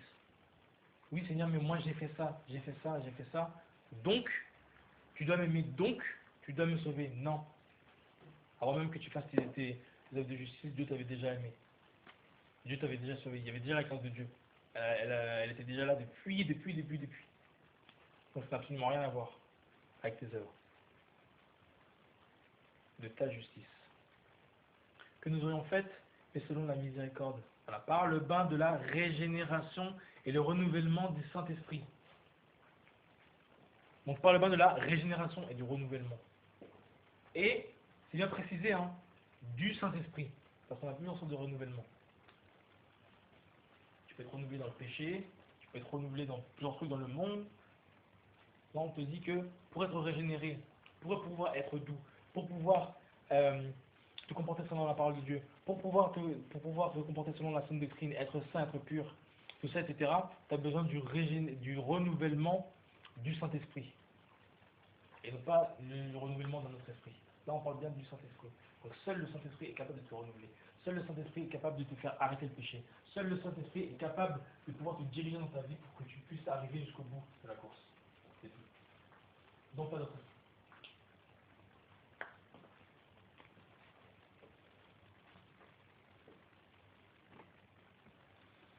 Qu'il a répandu abondamment sur nous par Jésus-Christ, notre Sauveur, afin qu'ayant été justifiés par sa grâce, c'est sa grâce qui nous justifie, qui fait que nous sommes sauvés, nous soyons les héritiers de la vie éternelle selon notre espérance.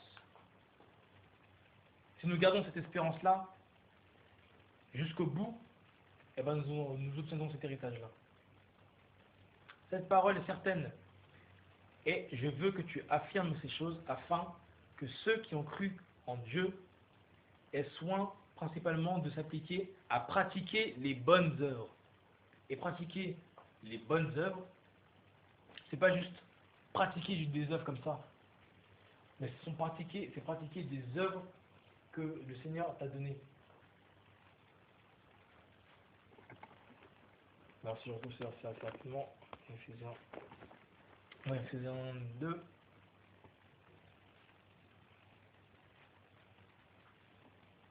Voilà, je peux même prendre à partir du verset 5. Lorsque nous étions morts dans nos offenses, il nous a vivifiés ensemble avec Christ. C'est par grâce que vous êtes sauvés. Par grâce qu'on est sauvés. Pas par les œuvres. Et il nous a ressuscités ensemble et nous a fait asseoir ensemble dans les lieux célestes en Jésus-Christ. Afin qu'il montre dans les siècles à venir les immenses richesses de sa grâce par sa bonté envers nous en Jésus-Christ. Car vous êtes sauvés par la grâce, par la foi, et cela ne vient pas de vous, c'est le don de Dieu. Ce n'est pas par les œuvres afin que personne ne se glorifie. Ce que je disais tout à l'heure. Afin que personne ne se glorifie, c'est pas par les œuvres. Moi j'ai fait ci, moi j'ai fait ça, etc. C'est pas par ça. Car nous sommes son ouvrage ayant été créé en Jésus-Christ pour les bonnes œuvres que Dieu a préparées d'avance afin que nous marchions en elles. C'est Dieu qui a préparé des œuvres d'avance afin que nous marchions dans elles. Donc les bonnes œuvres, c'est de ces œuvres-là dont on parle. Pas les œuvres selon l'homme, pas les œuvres selon ce que nous voulons faire. Moi j'ai envie de m'occuper des démunis, mais si Dieu t'a pas destiné à t'occuper des démunis, tu es dans la désobéissance, tu marches dans la désobéissance. Si Dieu t'a destiné, je sais pas moi, à être prophète, et que tu rentres pleinement dans ce service-là, eh ben forcément tu pratiques les bonnes œuvres selon Dieu.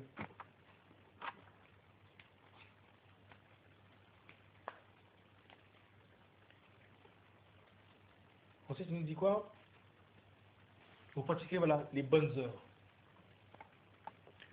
Voilà les choses qui sont bonnes et utiles aux hommes.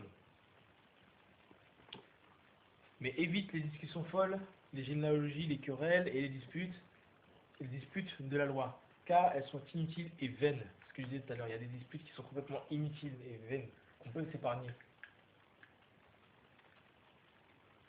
Mais les disputes par rapport, pour défendre la sainte doctrine, ça, il n'y a pas de problème. Le soldat doit se défendre, de reprendre. Et ça, on disait quoi? Cette parole-là est certaine, voilà. Juste avant, voilà. Cette parole-là est certaine, je veux que tu affirmes ces choses afin qu'elles soient. Voilà, ces choses afin que ceux qui ont cru en Dieu soient principalement s'appliquer voilà, aux bonnes œuvres. Voilà les choses qui sont bonnes et utiles aux hommes. Ce sont les choses qui sont bonnes et utiles aux hommes. C'est-à-dire que l'œuvre en question, les exhortations, non seulement l'enseignement, l'exhortation, tout ça, le fait de reprendre, mais aussi les bonnes œuvres, sont utiles, elles servent à quelque chose, elles portent du fruit. Elles ne sont pas stériles. Dieu n'a pas parlé pour parler. Dieu a parlé et ça a toujours eu un impact. Jusqu'à aujourd'hui. Et si Dieu mandate quelqu'un, c'est pour qu'il ait un impact. Pour pouvoir changer les choses. Pour pouvoir réparer les choses. Pour pouvoir exhorter. Ou enseigner. Et non pas faire des choses pour faire. On ne fait pas les choses pour faire. On ne prêche pas pour prêcher.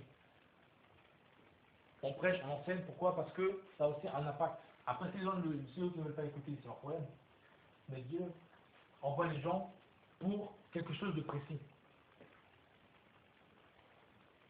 Parce que de toute façon, aussi on voit dans la Bible, il y a des personnes qui ont été envoyées par Dieu vers d'autres personnes pour qu'elles se repentent, mais ces personnes-là n'ont pas voulu se repentir. C'est leur problème à elles. Donc ces choses sont bonnes, c'est-à-dire qu'elles sont bonnes, elles t'amènent vers Dieu, mais elles sont aussi utiles, elles vont te servir non seulement pour aujourd'hui, mais pour demain. C'est ça l'enseignement.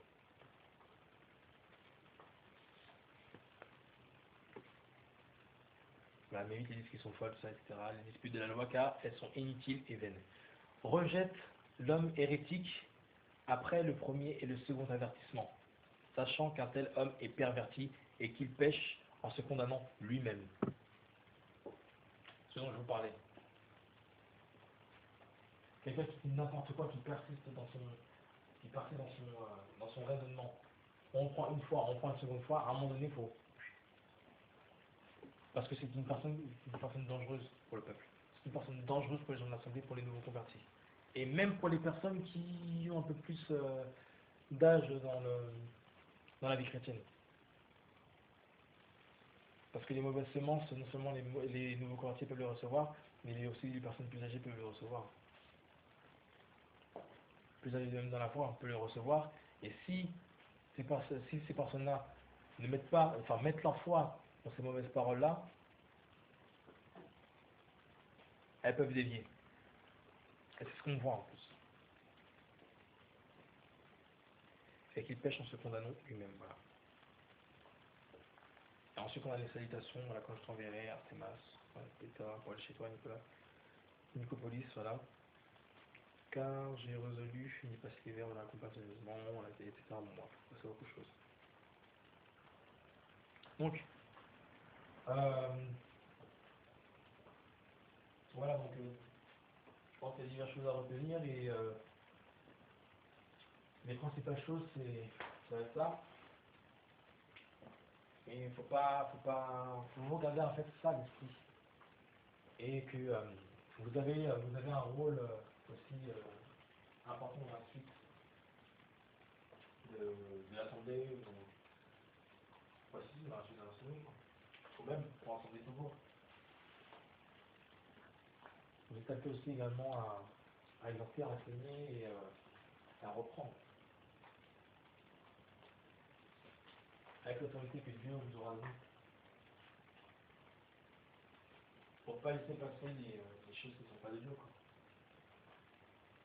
Parce qu'il y a des gens qui viennent et puis dans leur témoignage aussi, ils amènent aussi leur enseignement à eux.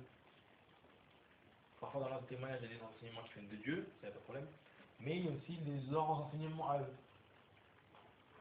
N'oublions pas qu'on a été déformés par le monde, qu'on a été déformés par aussi parfois la culture, par le diable, tout ça, et qu'on a besoin d'être régénéré, on a besoin d'être soigné au niveau du cœur, au niveau des pensées, tout ça, etc., au niveau de l'esprit, au niveau de l'âme. Et donc, que vous aurez des moments où il faudra reprendre, il faudra renseigner. Parfois, quelqu'un peut donner un témoignage, tout ça, etc. Vous avez besoin de le reprendre, pas forcément de le reprendre tout de suite tac au tac. Ça dépend de ce qu'il dira. Mais aussi, juste après, vous levez, vous pouvez faire une exhortation ou un enseignement qui corrige ce qu'il vient de dire. Par exemple, je sais pas, pour donner un exemple tout bête, par exemple. Quelqu'un vient et dit, j'étais malade, tout ça, etc. Et tout, j'ai prié, tout ça, etc. Et il y a un dimanche, comme ça, j'ai donné ma dîme, tout ça, etc. Et puis après, quelques jours plus tard, j'ai reprié, puis j'ai été guéri, tout ça. Voilà, savoir que voilà, juste après, très important l'enseignement pour expliquer la chose, quoi. Pour expliquer que c'est pas forcément la dîme qui a fait ça. Enfin, c'est pas la dîme qui a fait ça, c'est la grâce de Dieu qui fait ça, quoi. Et donc voilà, ce sont des petites choses comme ça, voilà. Donc être prêt, être courageux et pour prendre cette place-là. Simplement. Voilà. Est-ce qu'il y a des questions ou vous voulez que j'aille profondément dans certaines choses?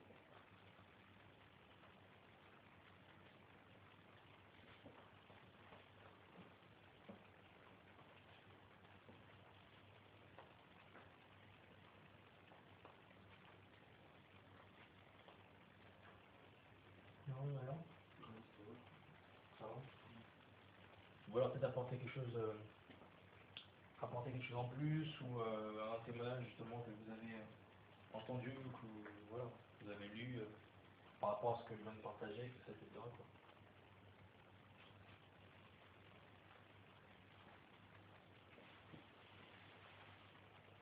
Non, rien, on va compléter pour aller dans le même sens, ou même pour répéter ce que je viens de dire. Par rapport à la coutume, quelque chose que je connais, que j'ai vécu, qui me vient en tête, quand je disais que ouais, le monde nous a déformés en réalité. Dans nos coutumes, nos traditions, c'est vrai, quand vous y croyez, vous quittez la rue, vous avez des démons. Vous y croyez. Mais voilà, quand vous savez que vous êtes limité par la parole et que la parole vous enseigne comme ça. Dans la lignée de mon père, quand tu vois un mort mourir d'une mort atroce, donc la lapidation ou des trucs comme ça, tu vas faire des sacrifices et des peintures pour être sauvé, sinon tu ne vas pas voir un mois où un cadavre rescapé des eaux, des trucs comme ça. Et, beaucoup de personnes sont mortes comme ça dans la vie de mon père, parce que c'était dans ces trucs-là, il fallait. Mon jeune frère et ma soeur ont déjà vu les morts et tout le monde s'inquiétait pour eux. Non, vous croyez que Jésus va vous prévenir, vous mourrez au plus tard d'ici 2 ans et ça fait plus de 10 ans de cela. C'est pas vrai parce que Jésus nous a pas enseigné ça et ils sont toujours en vie. Amen. Pourtant, ma tante est morte de cela.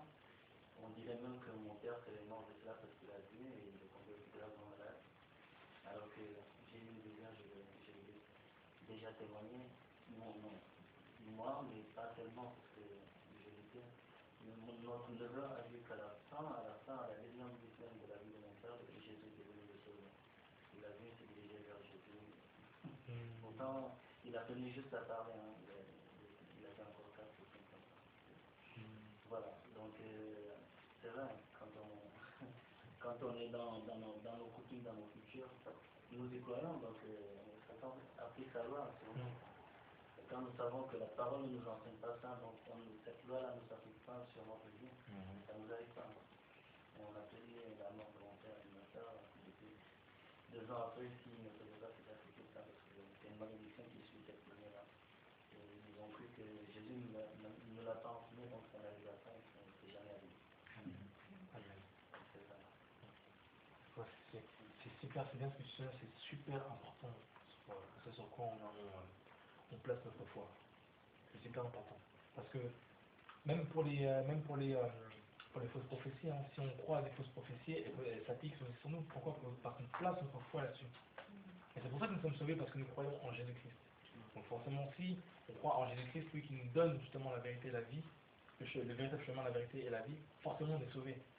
Mais si on applique justement notre foi, on donne notre foi à autre chose, bah forcément on va vivre selon cette autre chose-là. Et c'est ça, un esprit en fait est fait pour se connecter, soit à Dieu, soit au diable. Donc forcément, si on voit des coutumes comme celle-ci, des trucs avec des démons, etc., bah forcément on est connecté à ça. Et forcément, si on est connecté à ça, cette chose-là a une loi sur nous, a un pouvoir sur nous. Et forcément, on est soumis à ce genre de pouvoir-là. Alors, quand ça arrive, bah paf, sanction est immédiate. Alors que quand on est. C'est pour ça que Christ est venu et on nous parle aussi d'une délivrance. Le salut, son derrière en grec, ça signifie délivrance. Et délivrer de quoi? Bah délivrer de ça, délivrer des embûches du diable, délivrer des chaînes comme ça du diable, délivrer des coutumes, des traditions qui constituent des malédictions comme ça sur nous. Parfois on tombe malade tout ça, mais c'est parce qu'on a ouvert des portes, à ce genre de choses-là, à ce genre de coutumes-là.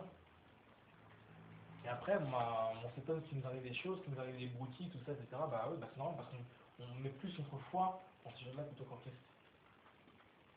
Et qui dit Christ, dit le royaume, dit la délivrance, la guérison, les démons chassés, toutes ces choses-là. C'est un héritage que nous avons. Une fois qu'on croit, déjà c'est bon, notre vie est directement tracée, le Seigneur a tout prévu, tout ça pour nous, notre place, tout ça, etc., le chemin par lequel on va passer sur terre, tout ça, etc. Et tant qu'on reste en Christ, on est sur ce chemin-là. Maintenant, si on commence à croire à autre chose, et ben on commence à dévier. Et commence à être soumis à d'autres choses, à d'autres esprits.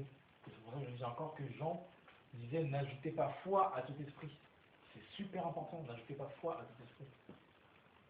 Parce qu'il y a l'esprit du monde, voilà, il y a l'esprit du diable, il y a plein d'esprits. Il y a l'esprit de Jézabel, il y a l'esprit de. Voilà quoi. J'avais même vu un truc qui m'a étonné, j'ai même vu l'esprit de prostitution. Pour vous dire. Donc je vous dis, il y a plusieurs esprits, aussi même des esprits humains, il y a des personnes qui veulent te faire adhérer à leur manière de voir les choses. Et c'est pour ça qu'on entend que plusieurs personnes ont été soumises à des gourous et puis qu'ils ont essayé de partir mais qu'ils n'arrivaient pas. Ils disent, je voulais partir mais je ne sentais pas, je n'arrivais pas à partir. Pourquoi? Parce que ce gourou-là a une emprise sur toi. Parce que tu as ajouté ta foi à ce gourou-là. Et c'est pour ça que beaucoup d'hommes, c'est ça, en fait c'est l'esprit de contrôle, tout simplement.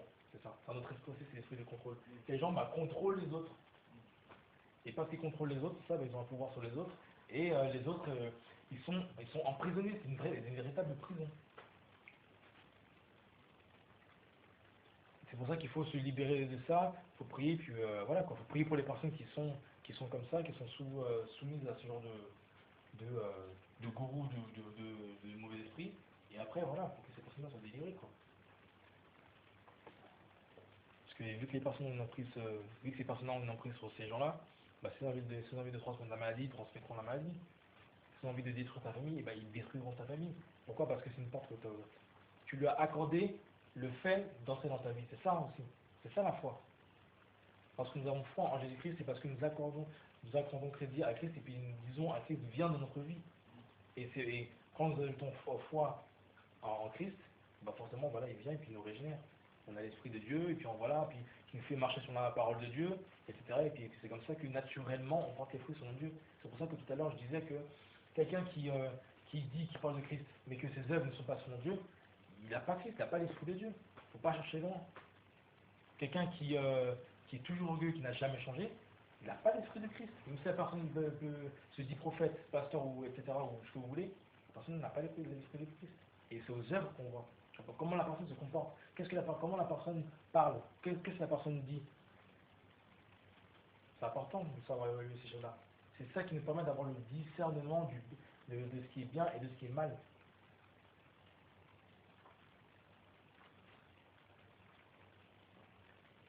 Et au fur et à mesure, on comprend ces choses-là.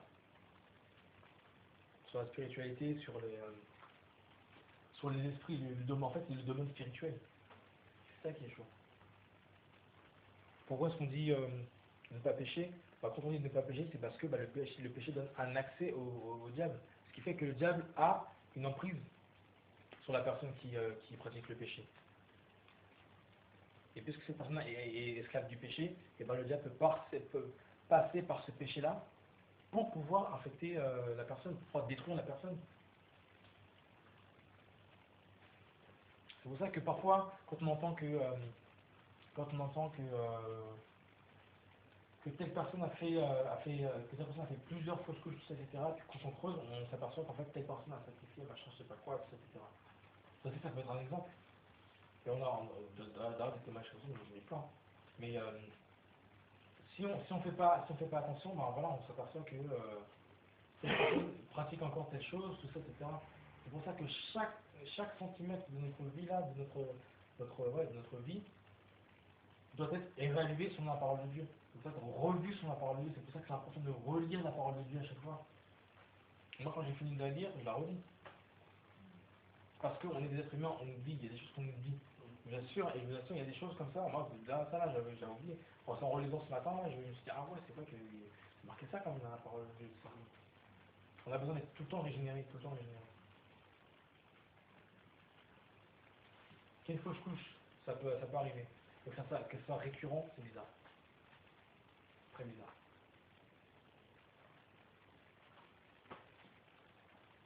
Voilà. Donc, voilà, d'autres choses, c'est bien d'avoir ce point. Ça va compléter davantage. D'autres choses?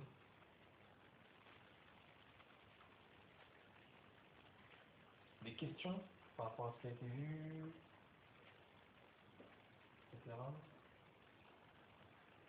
D'autres illustrations, d'autres enseignements encore à donner pour compléter? Non.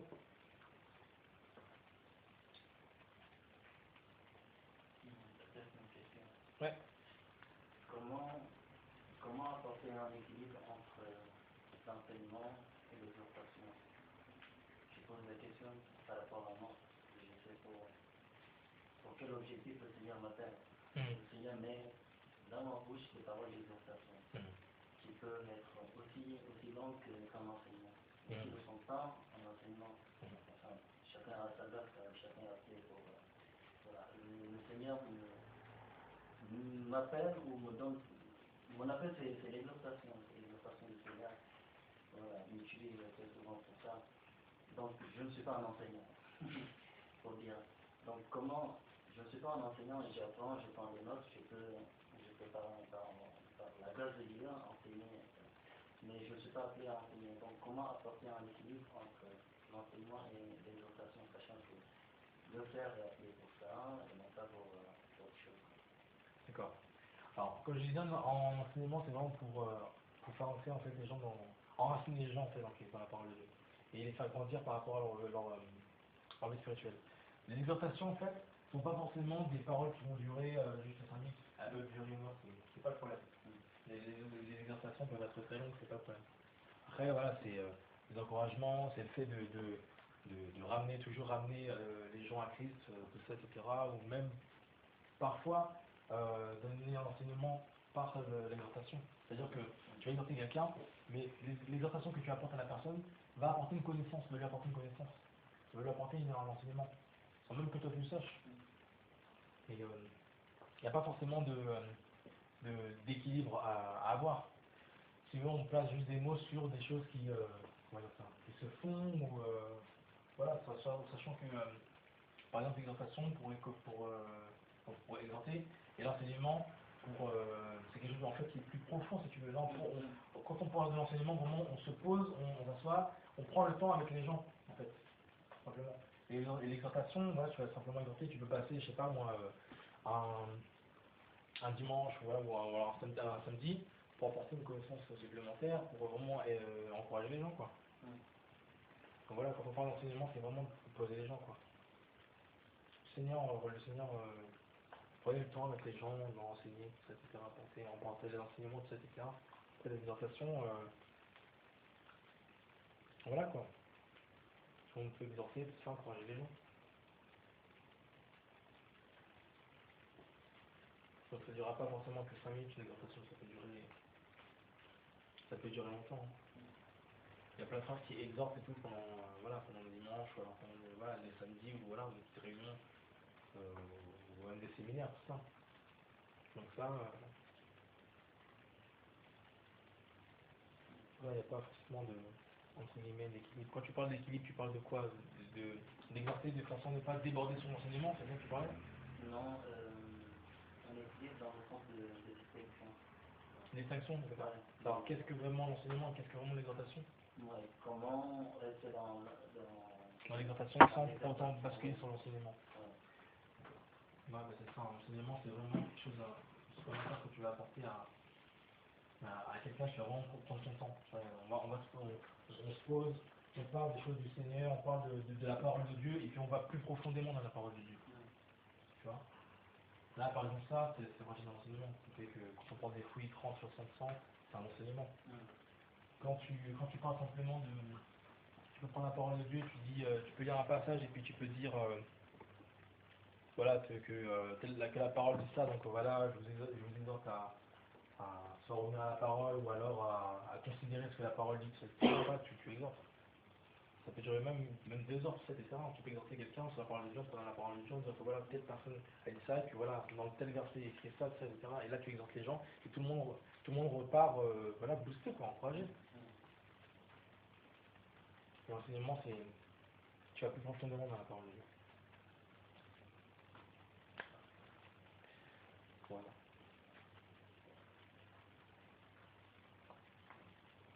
Ensuite,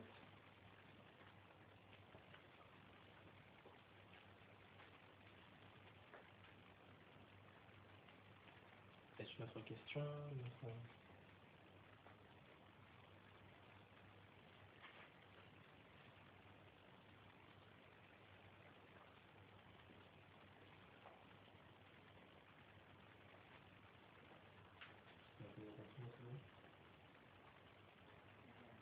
Je vais plus à rajouter pour compléter, pour réfuter, pour me dire que j'abuse, pour me dire que, je sais pas, peut-être que j'abuse, je ne m'en rends pas compte. Ça sert à ça aussi au reprendre. Parce que parfois il y a des gens qui ne se rendent pas compte de ce qu'ils font, de ce qu'ils disent. Et on a besoin de les sonner pour qu'ils puissent revenir à la parole. Et si les personnes sont de Dieu, ils vont se dire ah oui, je me suis trompé, désolé. Et ils vont corriger.